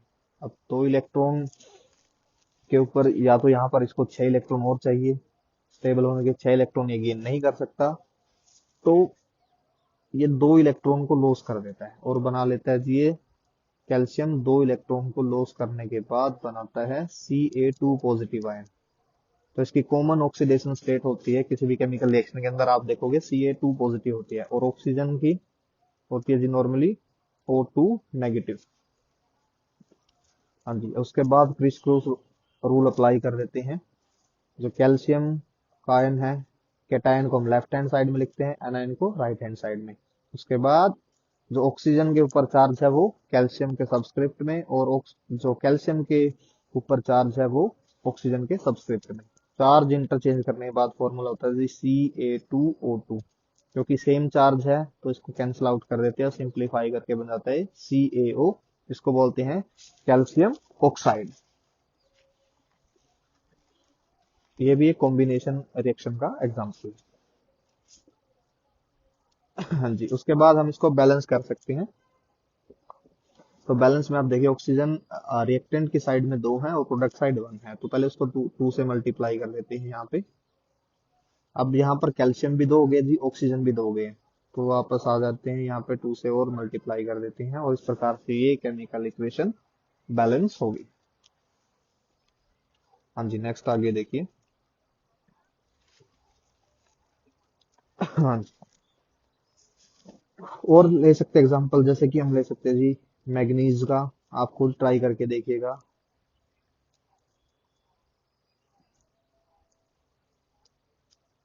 लोहे की ऑक्सीजन के साथ रिएक्शन करने पे देखिएगा।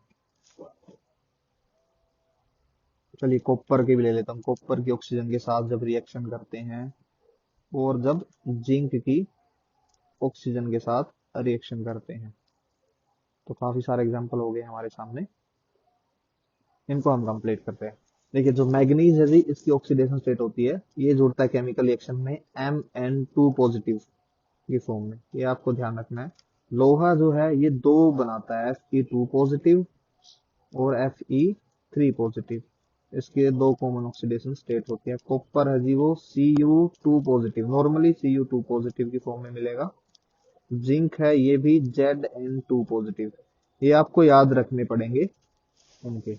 और समझने के लिए क्यों होता है ये सारे के सारा जो गेम है, ये इनके वैलेंस सेल में छिपा है। जो वैलेंस सेल में अंदर ये कितने इलेक्ट्रॉन को लॉस कर सकते हैं, और जो इनकी कॉमन ऑक्सीडेशन स्टेट है जिसमें ये सबसे ज्यादा स्टेबल होती हैं, तो उसी फॉर्म में ये किसी भी केमिकल रिएक्शन के अंदर भाग लेते हैं। ये आपको ध्यान रखना है।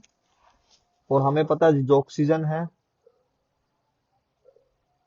वो O2 नेगेटिव की फॉर्म में जुड़ेगी। तो जो कंपाउंड बनेगा देखिए वो बनेगा Mn2O2, यानी कि MnO यानी मैग्नीज ऑक्साइड। लोहे के केस में देखिए जी FeO, पहले बनेगा Fe2O2। अगर 2 के अंदर ऑक्सीजन ऑक्सीडेशन स्टेट में जुड़ा है तो बनेगा, इसको बोलते हैं जी फेरस ऑक्साइड। 2 से 2 कैंसिल आउट हो गया, तो ये बन गया FeO।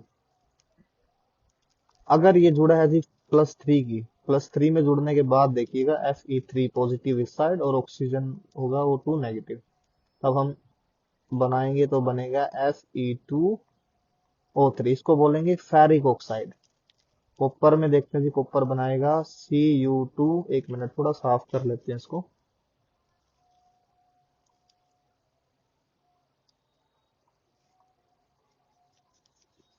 आई होप आपको सारा कुछ समझ आ रहा होगा अच्छे से।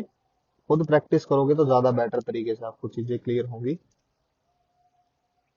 चलिए जी देखिए, इधर जो है शुरुआत में बना था manganese oxide, MnO manganese oxide. इधर बनेंगे जी FeO, शुरुआत में बनेगा फेरस ऑक्साइड। और उसके बाद फिर से जब ऑक्सीजन के साथ हम रिएक्ट करवाएंगे तो ये बन जाएगा Fe2O3, जिसको बोलते हैं जी फेरिक ऑक्साइड। नेक्स्ट आगे देखिए, आगे कॉपर, कॉपर बनेगा जी CuO कॉपर ऑक्साइड। और जिंक के केस में ZnO जिंक ऑक्साइड। ठीक है, आई होप आप सभी को क्लियर हो गया होगा। तो ये सभी के सभी ये कॉम्बिनेशन रिएक्शन के एग्जांपल थे, मैंने काफी सारे करवा दिए हैं। ये ऑक्साइड मैंने आपको बनाना सिखा दिया है, मेटल के ऑक्साइड हैं सभी के सभी। तो जब नाम अगर हमें बताना है तो मैग्नीज ऑक्साइड जो बना है फेरस ऑक्साइड, और ज्यादा ऑक्सीडेशन स्टेट है +3, जब ऑक्सीडेशन स्टेट होगी तब बनेगा फेरिक ऑक्साइड। कॉपर का कॉपर ऑक्साइड, जिंक का जिंक ऑक्साइड। चलिए, तो ये हो गया जी कॉम्बिनेशन रिएक्शन के एग्जांपल्स। अब ये इसके अलावा एक एग्जांपल और देख लेते हैं। तो ये जी कैल्शियम ऑक्साइड। कैल्शियम ऑक्साइड अभी अभी हमने बनाया था, कैसे बना। अगर कैल्शियम ऑक्साइड को वाटर के अंदर डिजोल्व कर दिया जाए तो, कैल्शियम ऑक्साइड को वाटर के अंदर डिजोल्व कर दिया जाए तब क्या बनेगा? तब बनता है जी कैल्शियम हाइड्रोक्साइड। तब बनता है जी कैल्शियम ऑक्साइड, और साथ में निकलती है बहुत सारी हीट। और इस रिएक्शन को बोलते हैं एक्सोथर्मिक रिएक्शन। एक ऐसी रिएक्शन जिसमें हीट इवॉल्व होती है, हीट रिलीज होती है, उसको हम बोलते हैं एक्सोथर्मिक रिएक्शन। तो एक एक्सोथर्मिक रिएक्शन का एग्जांपल भी था। हाँ जी, इसको बोलते हैं क्विकलाइन। कैल्शियम ऑक्साइड का जो एक निक नेम है या फिर कॉमन नेम है उसको क्विकलाइन बोलते हैं। और इसको बोलते हैं स्लेक लाइन, स्लेक लाइन। ये भी आपको याद रखने हैं। और ये एक एक्सोथर्मिक रिएक्शन है, एक ऐसी रिएक्शन जिसमें हीट निकलती है।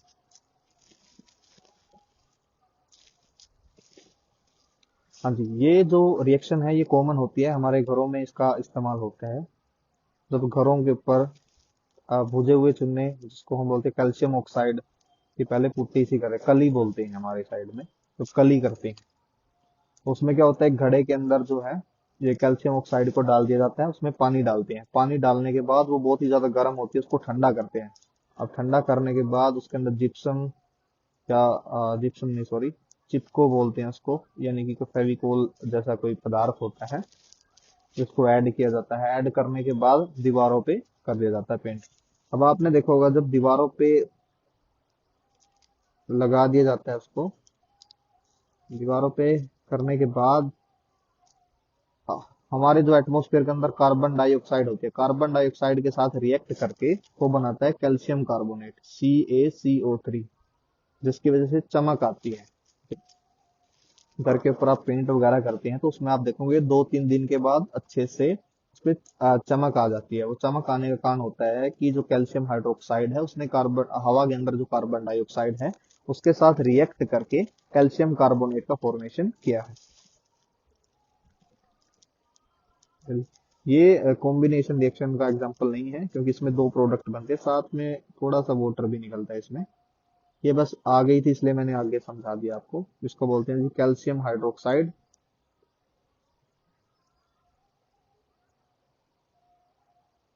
कैल्शियम हाइड्रोक्साइड से बन गया जी कैल्शियम कार्बोनेट।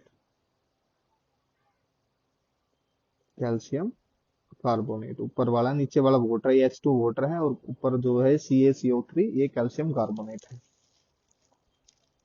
हाँ जी, नेक्स्ट आगे देखिए। मेरा फर्स्ट टाइप आपका कंप्लीट हो गया है। काफी सारी रिएक्शंस मैंने आपको इसमें करवा दी है। जितनी ज्यादा रिएक्शंस को लिखोगे एग्जाम में उतने ही बढ़िया मार्क्स आपको मिलेंगे। हाँ जी, next is it decomposition reaction.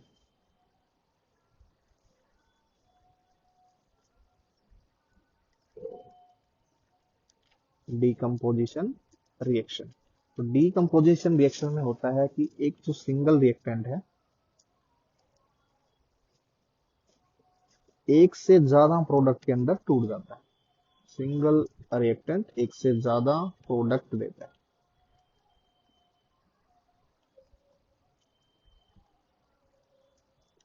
तो दो भी हो सकते हैं जी प्रोडक्ट सिंगल रिएक्टेंट से, दो से ज्यादा भी हो सकते हैं। तो एक ऐसी रिएक्शंस होती हैं जिसमें एक सिंगल रिएक्टेंट टूटकर दो या दो से ज्यादा प्रोडक्ट का फॉर्मेशन करता है। ऐसी रिएक्शन को हम बोलते हैं डीकम्पोजिशन रिएक्शन। चलिए अब डीकम्पोजिशन रिएक्शन के एग्जांपल देखते हैं। हाँ जी, हाँ जी, सबसे पहले हम देख लेते हैं जो मेटल सल्फेट होते हैं जी। जब आप मेटल सल्फेट को ब्रेक करते हैं, गर्म करते हैं, हीट करते हैं, हीट करने के बाद जो मेटल सल्फेट है जी मेटल ऑक्साइड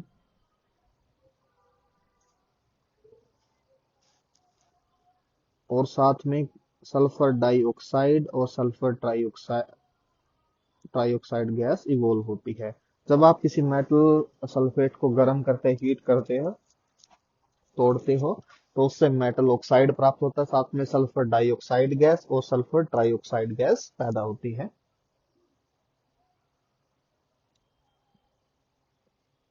हाँ जी, अब एग्जाम्पल देख लेते हैं। हाँ जी, सल्फेट बना लेते हैं। चलिए मान लीजिए सोडियम सल्फेट है Na2SO4। ये होता है जी सोडियम सल्फेट। जब आप सोडियम सल्फेट को हीट करोगे तो हीट करने के बाद ये कन्वर्ट हो जाएगा सोडियम ऑक्साइड में और साथ में सल्फर डाइऑक्साइड और सल्फर ट्राइऑक्साइड गैस पैदा इसमें से होगी। ये आपको ध्यान रखना है। जो सल्फेट आयन होता है जी ये होता है SO4। इस पूरे के ऊपर 2 नेगेटिव चार्ज होता है। तो ये जब सोडियम के साथ जुड़ता है और जो सोडियम है हमें पता है सोडियम जुड़ा होता है वो Na पॉजिटिव की फॉर्म में जुड़ता है। तो हम चार्ज इंटरचेंज करते हैं। तो चार्ज इंटरचेंज करने के बाद जो 2 है वो सोडियम के सबस्क्रिप्ट में आ जाता है और जो 1 है जिसको लिखने की जरूरत नहीं होती वो यहाँ पर होता है। ये फॉर्मूला ऐसे होता है। तब जब बार बार आप प्रैक्टिस करोगे आपको ये चीज समझ आएगी, तब आप इसको नॉर्मली Na2SO4 इस प्रकार से डिनोट कर सकते हैं। लेकिन आपको क्लियर होना चाहिए कि इस SO4 पूरे के पूरे आयन के ऊपर ही 2 नेगेटिव चार्ज होता है। अब सल्फेट बन गया। हाँ जी, नेक्स्ट आगे देखिएगा। नेक्स्ट जो है MgSO4, ये भी है मैग्नीशियम सल्फेट। ये है जी मैग्नीशियम सल्फेट। अब आप कह रहे हो कि हीट करने से क्या होता है, क्योंकि हीट होती है ऑक्सीजन की प्रेजेंस में। ठीक है जी, ऑक्सीजन की प्रेजेंस में कोई चीज गर्म होती है, मतलब जो आग लगती है ऑक्सीजन की प्रेजेंस में लगती है, तो हीट भी ऑक्सीजन की प्रेजेंस में होगी। तो ये जो मैग्नीशियम सल्फेट बना जो Mg2 पॉजिटिव और SO4 2 नेगेटिव आयन से बना होता है बेसिकली। तो और ऑक्सीजन जो होती है जब रिएक्ट करती है तो वो O2 नेगेटिव आयन के साथ जुड़ती है। पॉजिटिव चार्ज नेगेटिव चार्ज को अट्रैक्ट करता है, तो ये इसके साथ रिएक्ट करके यहाँ बना लेती है जी Mg2O2 यानी कि मैग्नीशियम ऑक्साइड MgO। और साथ में जो बाकी के सल्फेट आयन बच गए हैं, क्योंकि SO4 था, बाकी के जो बच गए वो सल्फर डाइऑक्साइड और सल्फर ट्राइऑक्साइड की फॉर्म में जो सल्फेट के आयन है वो टूट जाएंगे। इस प्रकार से जो मैग्नीशियम सल्फेट है वो मैग्नीशियम ऑक्साइड, सल्फर डाइऑक्साइड और सल्फर ट्राइऑक्साइड के अंदर टूटता है। हाँ जी, नेक्स्ट आगे देखिए, आगे जी कॉपर ऑक्साइड CuSO4। अब जो कॉपर ऑक्साइड के अंदर है जी, कॉपर जुड़ा है Cu2 पॉजिटिव फॉर्म में, और जो सल्फेट है ये हमें पता है SO4 2 नेगेटिव आयन की फॉर्म में होता है। जब दोनों के चार्ज इंटरचेंज होते हैं तब ये बनता है। अब हम इसको जब हीट करते हैं, फिर इसको डिकम्पोज करते हैं ऑक्सीजन की प्रेजेंस में, तब ये टूटता है कॉपर ऑक्साइड के अंदर CuO प्लस, साथ में सल्फर डाइऑक्साइड और सल्फर ट्राइऑक्साइड के अंदर ये टूट जाता है। ये दोनों गैसेस फॉर्म में होती है। आपको समझ आ रहा होगा, क्योंकि देखिए जो कॉपर सल्फेट है वो रिएक्शन के अंदर Cu2 पॉजिटिव आयन के रूप में टूटता है, सल्फेट SO4 2 नेगेटिव फॉर्म में, ऑक्सीजन है जी वो O2 नेगेटिव आयन का फॉर्मेशन करती है। तो पॉजिटिव चार्ज को नेगेटिव चार्ज अट्रैक्ट करता है, तो इस प्रकार से ये Cu2 पॉजिटिव और इधर O2 नेगेटिव आयन, तो ये दोनों रिएक्ट करते हैं। रिएक्ट करने के बाद ये बनाते हैं Cu2O2, और उसको हम सिंपली लिखते हैं CuO, यानी कॉपर ऑक्साइड, साथ में सल्फर डाइऑक्साइड और सल्फर ट्राइऑक्साइड गैस इवॉल्व होती है, यानी बाहर निकलती है। हाँ जी, नेक्स्ट आगे देखिए, नेक्स्ट हम ले लेते हैं जी जिंक सल्फेट ZnSO4। एक मिनट जी।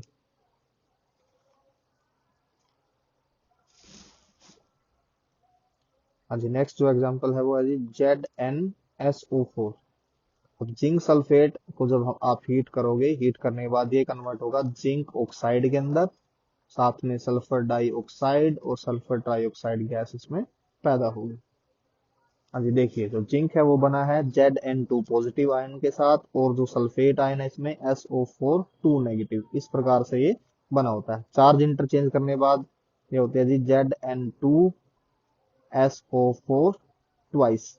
तो इस प्रकार से ये कैंसिल आउट, क्योंकि बराबर है, इक्वल है दोनों के सब्सक्रिप्ट, तो कैंसिल आउट हो गए। एस ये बन जाता है ZnSO4।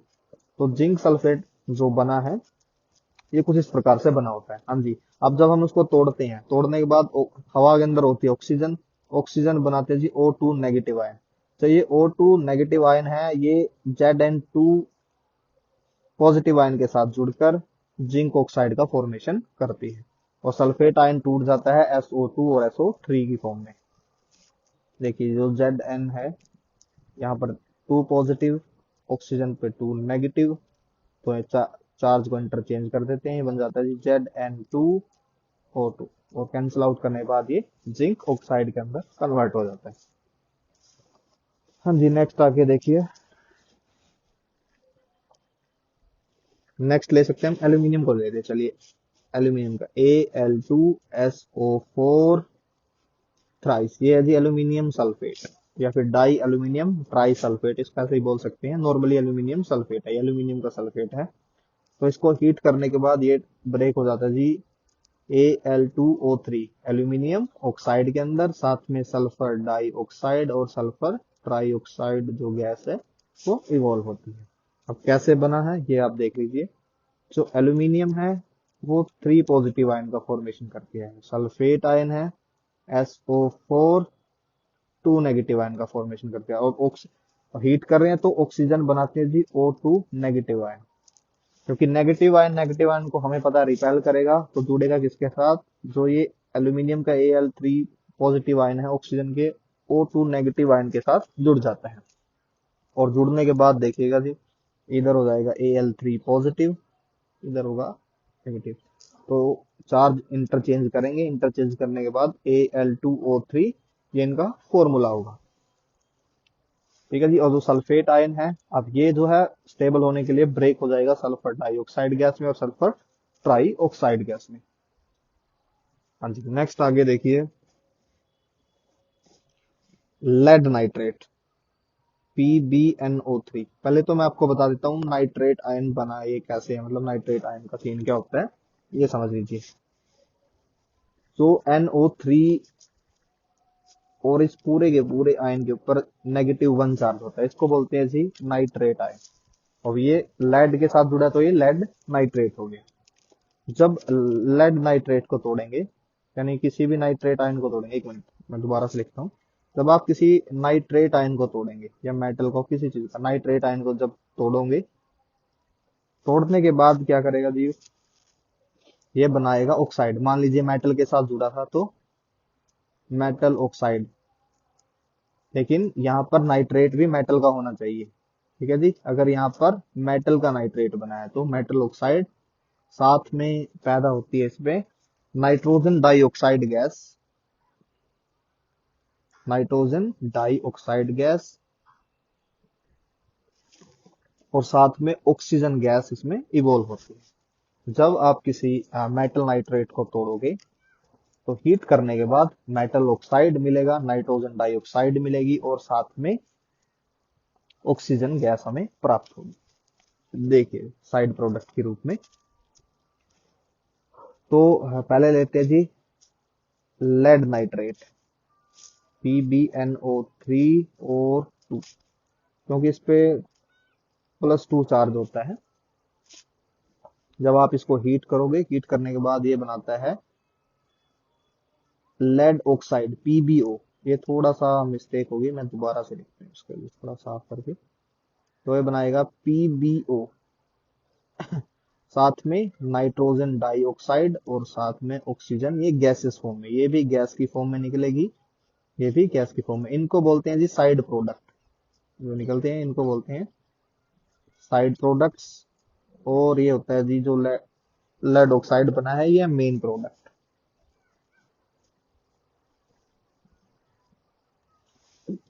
अब चलिए देखते हैं बना कैसे है, पहले मैं आपको समझा देता हूँ। तो लेड नाइट्रेट है, लेड जो है ये Pb2 पॉजिटिव की फॉर्म में होता है, और नाइट्रेट आयन होता है जी NO3 नेगेटिव, इस पे -1 होता है। चार्ज इंटरचेंज करने के बाद देखिए ये बनाता है Pb, यहाँ पर आएगा 1, और NO3 इस पूरे के पूरे ब्रैकेट के नीचे आएगा 2। तो 1 को लिखने की जरूरत नहीं होती, इसलिए लिखा जाता है जी PbNO3, NO3 ट्वाइस। तो ये हो गया जी लेड नाइट्रेट।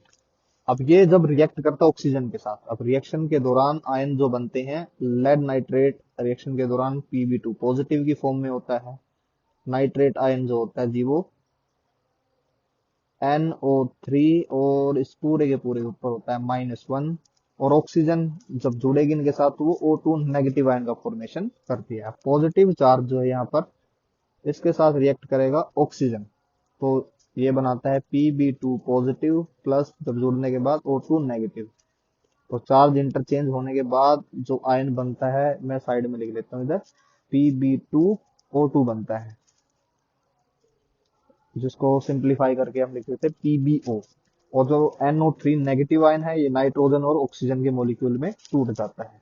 तो इस प्रकार से ये रिएक्शन कंप्लीट होती है। हाँ जी, इसके अलावा किसी और नाइट्रेट को भी आप तोड़ सकते हो। चलिए जैसे कॉपर नाइट्रेट लेता हूँ, CuNO3, NO3 ट्वाइस। हाँ जी, इसको हीट करेंगे, हीट करने के बाद ये कन्वर्ट हो जाएगा कॉपर ऑक्साइड के अंदर, CuO, साथ में नाइट्रोजन डाइऑक्साइड, और साथ में ऑक्सीजन गैस इसमें बाहर निकलेगी। अब ये बनी कैसे है मैं समझा देता हूँ। कॉपर इस रिएक्शन में Cu2 पॉजिटिव फॉर्म में था, ये NO3 नेगेटिव आयन, और हीट करते हैं तो ऑक्सीजन गैस, क्योंकि हीट होता है ऑक्सीजन की प्रेजेंस में O2 नेगेटिव, तो ये Cu2 positive ion oxygen ion के साथ जुड़कर कॉपर ऑक्साइड बनाता है। ठीक है जी, Cu2O2, और कैंसिल आउट करके ये फाइनल बन जाएगा Cu, कॉपर ऑक्साइड नाइट्र। तो ये नाइट्रेट आयन है, टूट जाता है नाइट्रोजन गैस और ऑक्सीजन के अंदर कन्वर्ट हो जाता है। चलिए जी नेक्स्ट एग्जांपल देख लेते हैं, zinc. Zinc nitrate ZnNO3 twice, heat करने पे देखिए बनाएगा zinc oxide ZnO plus NO2 plus oxygen.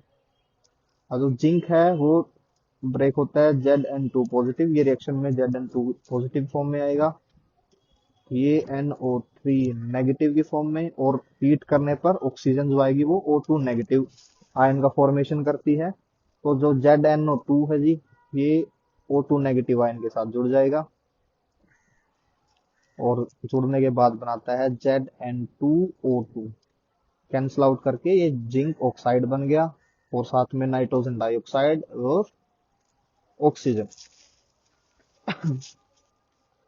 चलिए जी नेक्स्ट आगे देख लेते हैं। AgCl, ये है जी सिल्वर क्लोराइड। जब आप इसको सनलाइट की प्रेजेंस में रखते हैं, तोड़ते हैं, तो ये सिल्वर मेटल अलग निकल जाती है और क्लोरीन गैस अलग हो जाती है। हाँ जी, ऐसे ही सिल्वर ब्रोमाइड, इसको बोलते हैं सिल्वर ब्रोमाइड को जब आप सनलाइट की प्रेजेंस में रखते हैं या हीट करते हैं, इसको हीट करने के बाद ये कन्वर्ट हो जाता है सिल्वर प्लस ब्रोमीन गैस के अंदर कन्वर्ट हो जाता है, ब्रोमीन के रूप में कन्वर्ट हो जाता है।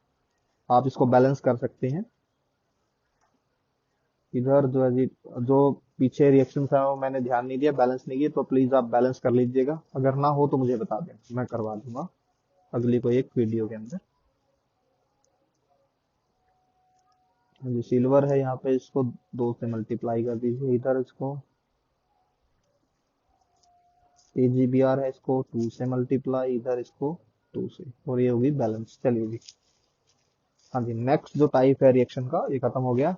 अभी हमने पढ़ा था डीकम्पोजिशन रिएक्शन। डीकम्पोजिशन रिएक्शन के अंदर क्या था, जब कोई एक सिंगल रिएक्टेंट दो या दो से ज्यादा प्रोडक्ट के अंदर टूट जाता है, उसको बोलते हैं डीकम्पोजिशन रिएक्शन। तो उसमें सबसे पहले मैंने आपको सल्फेट आयन को तोड़ना सिखाया। जब हम किसी मेटल के सल्फेट को डीकम्पोज करते हैं तो वो मेटल ऑक्साइड, सल्फर डाइऑक्साइड और सल्फर ट्राइऑक्साइड गैस के अंदर टूट जाता है। उसके बाद मैंने आपको सिखाया नाइट्रेट। जब आप किसी मेटल नाइट्रेट को तोड़ते हो, गर्म करते हो, तो मेटल ऑक्साइड के अंदर वो मेटल ऑक्साइड के अंदर कन्वर्ट हो जाता है, साथ में नाइट्रोजन डाइऑक्साइड गैस पैदा होती है और ऑक्सीजन गैस पैदा होती है। हाँ जी, उसके बाद मैंने आपको सिखाया सिल्वर क्लोराइड। सिल्वर क्लोराइड को जब आप तोड़ते हैं सनलाइट की प्रेजेंस के अंदर, तो वो सिल्वर मेटल के अंदर और क्लोरीन गैस के अंदर डिसोसिएट हो जाता है और इस प्रकार से खत्म होती है। इसके बहुत सारे एग्जांपल आप ढूंढ सकते हैं, जितने भी आप बहुत सारे मेटल नाइट्रेट को ले सकते हो, और भी बहुत सारे एग्जांपल हो सकते हैं। जैसे कि एक और अभी मेरे ध्यान में आ गया, कार्बोनेट की बात कर लेते हैं अभी। अगर आप मेटल कार्बोनेट को तोड़ते हो, तो मेटल कार्बोनेट को जब आप डिसोसिएट करोगे, डिकम्पोज करोगे, तो मेटल ऑक्साइड के अंदर कन्वर्ट हो जाएगा और साथ में पैदा होती है कार्बन डाइऑक्साइड गैस। साथ में पैदा होगी कार्बन डाइऑक्साइड गैस। तो एक और डिकम्पोजिशन का चले कर लेते हैं, एग्जाम्पल ले लेते हैं। कैल्शियम कार्बोनेट लेते हैं, CaCO3, ये है जी कैल्शियम कार्बोनेट। अब कार्बोनेट आयन के अंदर क्या होता है जी, कार्बोनेट आयन इसको बोलते हैं CO3 टू नेगेटिव, इसके ऊपर 2 नेगेटिव चार्ज होता है CO3, और इसके ऊपर जो 2 नेगेटिव चार्ज है इसको बोलते हैं कार्बोनेट आयन। कैल्शियम जो है इस केस में वो जुड़ा है जी Ca2 पॉजिटिव की फॉर्म में। ठीक है, तब इनके चार्ज को हम इंटरचेंज करते हैं, तो देखिए, एक मिनट जी थोड़ा सा, अब चार्ज को इंटरचेंज करते हैं तो आ जाता है Ca2 CO3 और ब्रैकेट में 2। एक मिनट में दोबारा से लिखते हैं। हाँ जी, जब चार्ज को आप इंटरचेंज करते हो इस प्रकार से, तो Ca2 CO3 2 आ जाता है नीचे ब्रैकेट के नीचे। अब दोनों का जो बेस है जी वो सेम है, तो कैंसिल आउट हो जाएगा, 2 से 2 कैंसिल आउट हो गए, ये बन जाता है CaCO3। इस प्रकार से कार्बोनेट आयन बनता है। हाँ जी, अब बात करते हैं रिएक्शन की। देखिए, तो कार्बोनेट आयन है, जब ये डिकम्पोज होता है, डिकम्पोज होने के बाद ये कार्बन सॉरी कैल्शियम कार्बोनेट, जब हम इसको हीट करते हैं कैल्शियम ऑक्साइड में कन्वर्ट होता है और साथ में कार्बन डाइऑक्साइड गैस इसमें पैदा होती है। देखिए समझ लीजिए इसको, जो इसके अंदर कैल्शियम है वो Ca2 पॉजिटिव फॉर्म होता है, कार्बोनेट आयन होता है इसके ऊपर 2 नेगेटिव होता है, और ऑक्सीजन के साथ रिएक्ट करेगा तो ऑक्सीजन होती है जी, बनाती है O2 नेगेटिव आयन। अब ये Ca2 positive ion O2 negative ion के साथ जुड़ जाता है, जुड़ने के बाद ये बनाता है जी Ca2 पॉजिटिव, नहीं Ca2O2, कैंसिल आउट करके बन जाता है CaO, कैल्शियम ऑक्साइड सिंपली। अगर आप किसी मेटल के कार्बोनेट को डिसोसिएट करते हैं तो वो मेटल ऑक्साइड और साथ में कार्बन डाइऑक्साइड गैस पैदा होगी। आप बहुत सारे एग्जांपल इसमें कर सकते हैं, तो मैं होमवर्क दे देता हूँ आपको, आपको बना के देखना है। जिंक कार्बोनेट के लिए, मैग्नीज कार्बोनेट के लिए, और दे देता हूँ जी सोडियम कार्बोनेट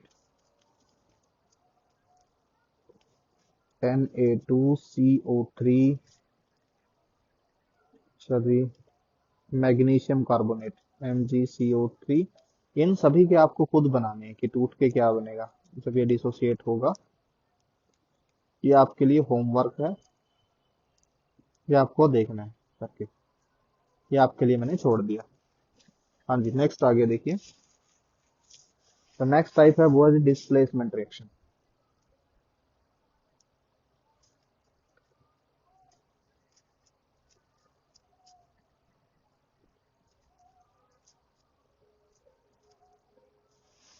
हाँ जी, जो डिस्प्लेसमेंट रिएक्शन है, ये देखिएगा आप इसको समझिए। डिस्प्लेसमेंट रिएक्टिव रिएक्शन के अंदर, डिस्प्लेसमेंट रिएक्शन के अंदर जो रिएक्टेंट्स हैं, जो दो रिएक्टेंट है मान लीजिए इसमें जुड़े हुए हैं। देखिए अब प्रोडक्ट कैसे बनता है डिस्प्लेसमेंट रिएक्शन। इन रिएक्टेंट के अंदर एक हाईली रिएक्टिव होता है, एक लो रिएक्टिव। मान लीजिए ये हाईली रिएक्टिव एलिमेंट है, ये हाईली रिएक्टिव एलिमेंट है जी, ये लो रिएक्टिव है। तो इसमें क्या होता है, जो हाईली रिएक्टिव एलिमेंट है, ये हाई रिएक्टिव एलिमेंट है, ये लो रिएक्टिव एलिमेंट को उसके प्लेस से रिप्लेस कर देता है, यानी इसको डिस्प्लेस कर देता है और खुद उसकी जगह जुड़ जाता है कंपाउंड के अंदर। जो प्रोडक्ट बनेगा उसके अंदर इसकी जगह को वो रिप्लेस कर देता है।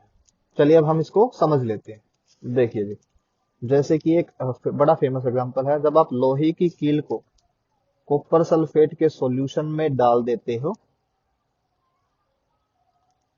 ठीक है, तो इसमें क्या होता है, तो लोहा है कॉपर को इसकी जगह से रिप्लेस कर देता है और बनता है FeSO4 प्लस सी। ये काफी फेमस एग्जांपल और काफी बार एग्जाम में भी आया है। तो एक ऐसी रिएक्शन जिसके अंदर एक हाईली रिएक्टिव एलिमेंट एक लो रिएक्टिव एलिमेंट को की जगह से उसको डिस्प्लेस कर दे और डिस्प्लेस करने के बाद खुद उसकी जगह जुड़ जाए। अब इस केस में देखिए, यहाँ पर जो कॉपर सल्फेट के अंदर से कॉपर को इसने डिस्प्लेस करके खुद उसकी जगह जुड़ गया, तो ऐसे रिएक्शन को बोलते हैं डिस्प्लेसमेंट रिएक्शन। अब डिस्प्लेसमेंट रिएक्शन को समझने के लिए अब हमें नहीं पता कि किसकी रिएक्टिविटी ज्यादा है किसकी रिएक्टिविटी कम है, तो इसको समझने के लिए मैं आपको बता देता हूँ एक रिएक्टिविटी सीरीज। ये आपको ध्यान रखनी है, ये आपको काफी काम आएगी, ये आपके काफी काम आएगी। रिएक्टिविटी सीरीज देख लेते हैं एक बार, ये आपको याद करनी है। रिएक्टिविटी सीरीज देख लीजिए, इसमें क्या होता है, एलिमेंट लोअर से हाई की तरफ ऐसे रखे होते हैं, अरेंज किए होते हैं। जिसकी रिएक्टिविटी सबसे ज्यादा होती है वो सीरीज के सबसे ऊपर होता है, जिसकी रिएक्टिविटी सबसे कम होती है वो सीरीज के सबसे नीचे होता है। तो सबसे ज्यादा जो रिएक्टिव एलिमेंट है वो होता है जी पोटेशियम।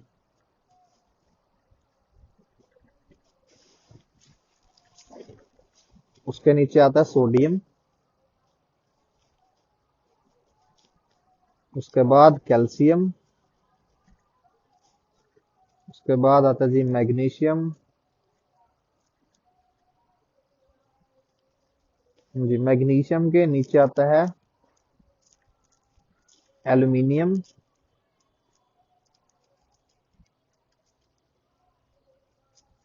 हाँ जी, नेक्स्ट आगे देखिए, जो एल्यूमिनियम है जी, एल्यूमिनियम मैं दोबारा लिख रहा हूँ, एल्यूमिनियम के नीचे आता है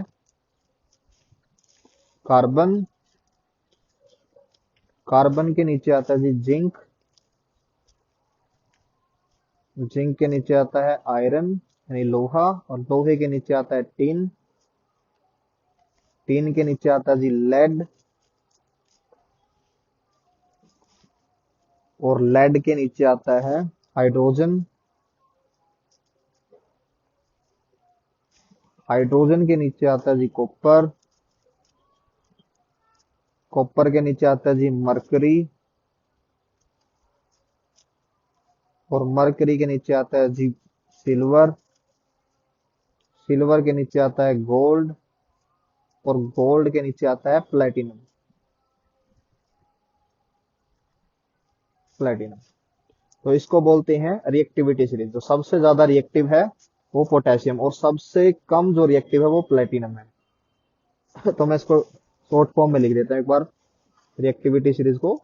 ये पोटेशियम सबसे ऊपर, उसके नीचे सोडियम, सोडियम के नीचे कैल्शियम, कैल्शियम के नीचे मैग्नीशियम, मैग्नीशियम के नीचे एल्यूमिनियम, एल्यूमिनियम के नीचे कार्बन, कार्बन के नीचे जिंक, जिंक के नीचे लोहा यानी आयरन, आयरन के नीचे टीन, टीन होता है एसएन जी, टीन के नीचे आता है जी लेड, लेड होता है पीबी, ठीक है जी। पीबी के नीचे आता है हाइड्रोजन, और हाइड्रोजन के नीचे आता है जी, एक मिनट देखिए, एक मिनट रुकिए थोड़ा सा, मैं इसको ऊपर कर देता हूँ, कोई फायदा तो हुआ नहीं, चलिए कोई बात नहीं। हाँ जी, हाइड्रोजन के नीचे आता है जी कॉपर, और कॉपर के नीचे आता है, एक मिनट थोड़ा वो, अगर जी कॉपर, कॉपर के नीचे सिल्वर, कॉपर के नीचे मरकरी एच जी, मरकरी के नीचे आता है जी सिल्वर ए जी, इसके नीचे गोल्ड, और सबसे नीचे पीटी प्लेटिनम आता है। हाँ जी, सबसे जो लास्ट में आता है वो आता है प्लेटिनम पीटी।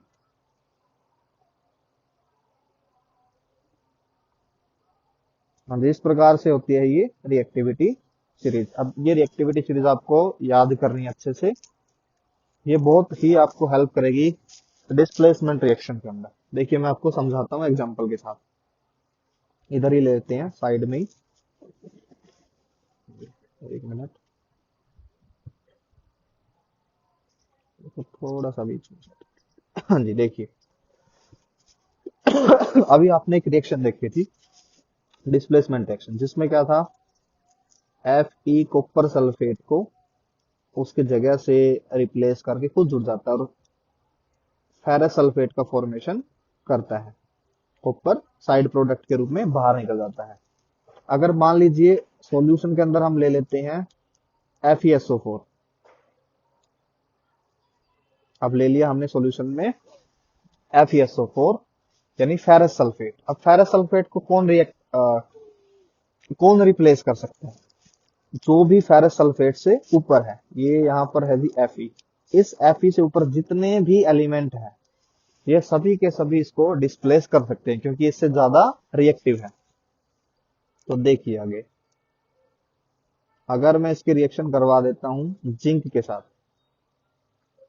ठीक है जी, तो बनेगा जिंक की, जब हम फेरस सल्फेट के साथ रिएक्शन करेंगे तो ये फेरस सल्फेट को अपने सॉल्यूशन से रिप्लेस करके खुद जुड़ जाएगा और बनाता है ZnSO4।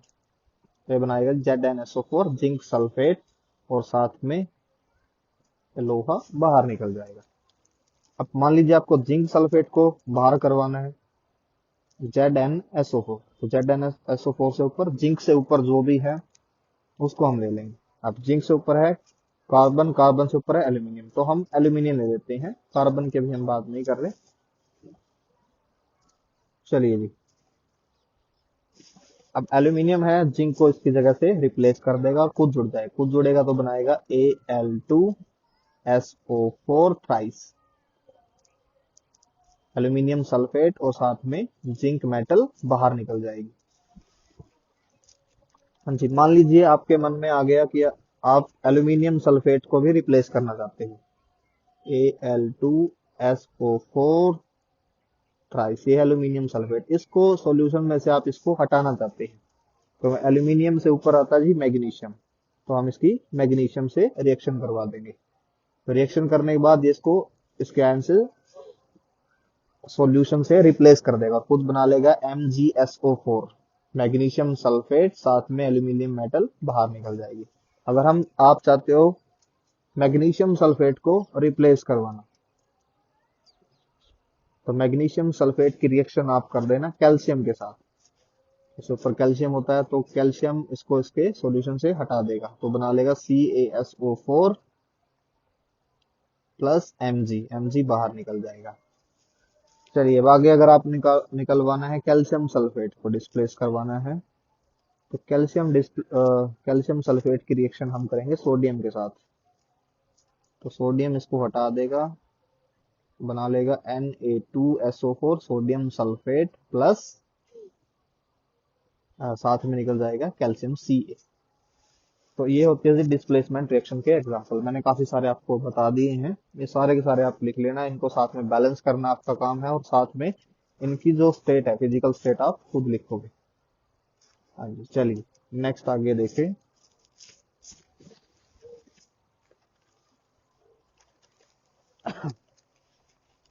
नेक्स्ट है जी double displacement reaction.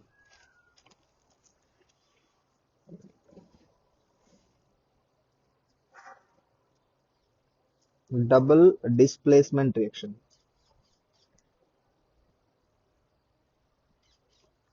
Double displacement reaction के अंदर जो रिएक्टेंट और प्रोडक्ट के आयंस होते हैं वो इंटरचेंज हो जाते हैं। ठीक है जी, जो इधर रिएक्टेंट्स हैं, जितने भी रिएक्टेंट्स हैं, एक और ले लेता हूँ मैं, चलो रिएक्टेंट रिएक्टेंट ले लेते हैं, एक मिनट क्लियर ही कर लेते हैं इसको। हाँ जी, डबल डिस्प्लेसमेंट रिएक्शन,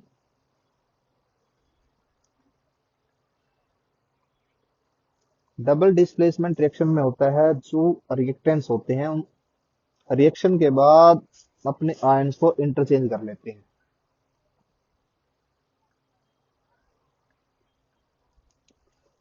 जो रिएक्टेंट्स है एक दूसरे के साथ आयन को इंटरचेंज कर लेते हैं,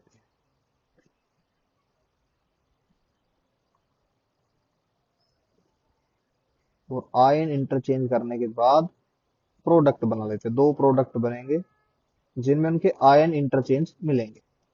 ऐसी रिएक्शन को हम बोलते हैं डबल डिस्प्लेसमेंट, क्योंकि यहाँ पर दो जगह डिस्प्लेसमेंट होता है। चलिए एग्जांपल देखते हैं इनके।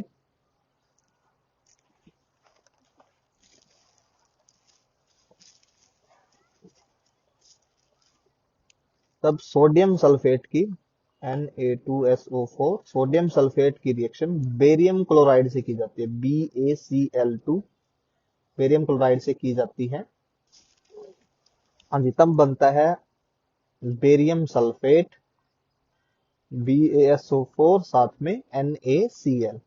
तो इस रिएक्शन को हम बोलेंगे जी डबल डिस्प्लेसमेंट रिएक्शन। अब देखिए, जो शुरुआत में आप देखोगे सोडियम के साथ सल्फेट आयन जुड़ा था, लेकिन रिएक्शन के बाद उसके साथ क्लोराइड आयन जुड़ा हुआ है, और यहाँ पर देखिए बेरियम क्लोराइड के साथ क्लोरीन, जो क्लोराइड आयन जुड़ा हुआ था, यहाँ पर जो है बेरियम के साथ सल्फेट आयन जुड़ा हुआ है। ऐसी रिएक्शन को हम बोलते हैं डबल डिस्प्लेसमेंट रिएक्शंस। हाँ जी, आई होप आपको समझ आ गई होगी। चलिए नेक्स्ट आगे देखते हैं।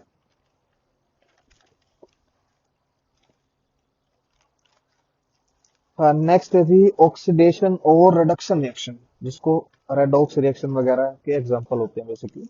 चलिए हम देख लेते हैं एक बार। Oxidation reaction. ठीक है जी।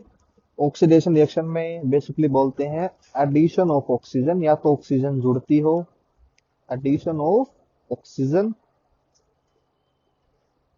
या फिर रिमूवल ऑफ हाइड्रोजन, या हाइड्रोजन रिमूव होते हैं किसी रिएक्टेंट के अंदर से। रिएक्शन के बाद या तो ऑक्सीजन जुड़ जाती है उसमें से, या फिर हाइड्रोजन बाहर निकल जाती है, उसको हम बोलते हैं जी ऑक्सीडेशन रिएक्शन। एग्जाम्पल बहुत सारे मैं आपको पहले दे चुका हूं, मैं फिर से दे देता हूं। चलिए, जब आप किसी मेटल की रिएक्शन ऑक्सीजन गैस के साथ करते हैं तो बनता है जी मेटल ऑक्साइड। और वो एग्जाम्पल सारे के सारे होंगे ऑक्सीडेशन रिएक्शन के। देख लीजिए, मैंने जैसे सोडियम लिया था, सोडियम की रिएक्शन जब आप ऑक्सीजन के साथ करोगे तो फलस्वरूप बनेगा सोडियम ऑक्साइड, क्योंकि इसमें, अब देखिए, सोडियम के अंदर ऑक्सीजन ऐड हो गई है तो इसको बोलेंगे ऑक्सीडेशन रिएक्शन। ऐसे ही एल्यूमिनियम के साथ रिएक्शन करेंगे तो एल्यूमिनियम ऑक्साइड बनेगा। मैग्नीशियम के साथ करोगे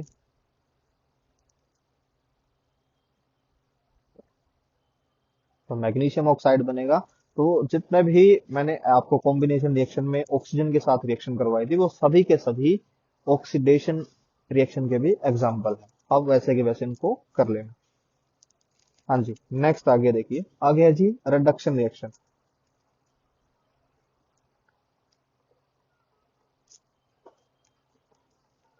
रिडक्शन रिएक्शन में क्या होता है जी, एडिशन ऑफ हाइड्रोजन, यानी हाइड्रोजन जुड़ती है और रिमूवल ऑफ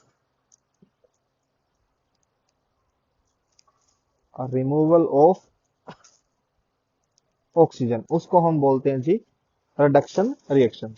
चलिए एग्जांपल देख लेते हैं। अभी हमने बहुत सारे एग्जांपल किया, जैसे कॉपर ऑक्साइड बनाया था, कॉपर ऑक्साइड की रिएक्शन हम कर देते हैं हाइड्रोजन के साथ, तो रिएक्शन के बाद कॉपर अलग हो जाता है और साथ में H2O वाटर का फॉर्मेशन हो जाता है। ऐसे ही हम ले लेते हैं जिंक ऑक्साइड। जिंक ऑक्साइड की आप हाइड्रोजन के साथ कर दो तो Zn plus H2O। Manganese oxide की आप रिएक्शन हाइड्रोजन के साथ कर दो तो मैग्नीज अलग हो जाएगा प्लस H2O। तो ये सभी के सभी एग्जांपल आप देख पा रहे हो, इनमें क्या हो रहा है, जो कॉपर मेटल है, देखिए कॉपर ऑक्साइड है, कॉपर ऑक्साइड में से ऑक्सीजन हट गई है। तो इसका मतलब क्या हो गया, कॉपर का रिडक्शन हो गया, यहाँ पर कॉपर रिड्यूस हो गया। दूसरी तरफ क्या हो गया, हाइड्रोजन, हाइड्रोजन के अंदर ऑक्सीजन जुड़ गया, यहाँ पर हाइड्रोजन का ऑक्सीडेशन हो गया। यानी कि ऐसी रिएक्शन जिसमें एक प्रोडक्ट ऑक्सीडाइज होता है, यानी एक रिएक्टेंट ऑक्सीडाइज होता है और एक रिएक्टेंट रिड्यूस होता है, ऐसी रिएक्शन को बोलते हैं रेडॉक्स रिएक्शन। यानी जिसमें एक रिएक्टेंट ऑक्सीडाइज होता है, दूसरा रिएक्टेंट रिड्यूस होता है, उसको बोलते हैं रेडॉक्स रिएक्शंस। तो बहुत सारे एग्जांपल आप ऐसे ही कर सकते हैं। इसके अलावा मैं और बता सकता हूँ आपको, जैसे कॉपर ऑक्साइड को आप हीट कर सकते हैं। कॉपर ऑक्साइड को आपने हीट कर दिया, अब हीट करने के बाद क्या होगा, ये कॉपर और ऑक्सीजन के अंदर कन्वर्ट हो जाएगा। अब आप यहाँ पर देखोगे कॉपर ऑक्साइड के अंदर से ऑक्सीजन हट गया, तो इसका मतलब क्या हो गया, ये रिड्यूस हो गया, यानी कि रिडक्शन हो गया इसका। ऐसे बहुत सारे एग्जांपल्स है जो आप यहाँ पर दे सकते हैं, मैं बहुत सारे करवा चुका हूँ आपको पहले ही, आप वो सभी कर सकते हैं इसमें। ठीक है, इसके अलावा क्या कर सकते, कार्बन के साथ रिएक्शन करवा दो आप इनकी। जैसे जिंक ऑक्साइड है, जिंक ऑक्साइड की जब आप कार्बन के साथ रिएक्शन करोगे तो जिंक अलग निकल जाएगा और साथ में कार्बन मोनोऑक्साइड का फॉर्मेशन होगा। तो किसी रिड्यूसिंग एजेंट का इस्तेमाल करके आप रिएक्शंस बना सकते हैं। तो आज हमने सभी टाइप की रिएक्शंस लगभग कर ली है। एक्सोथर्मिक रिएक्शन होती है जिसमें हीट रिलीज होती है, एक होती है एंडोथर्मिक रिएक्शन। एंडोथर्मिक रिएक्शन होती है जिसमें हीट एब्जॉर्ब होती है। ठीक है जी। अब ये सारे हो गए आज हमारा कंप्लीट। इसके बाद रहती है जी एक्सरसाइज, और जो क्वेश्चंस है बीच में आते हैं एक्सरसाइज के क्वेश्चंस। तो अगली क्लास है हम उसमें एक्सरसाइज और जो टेक्सटुअल क्वेश्चन होते हैं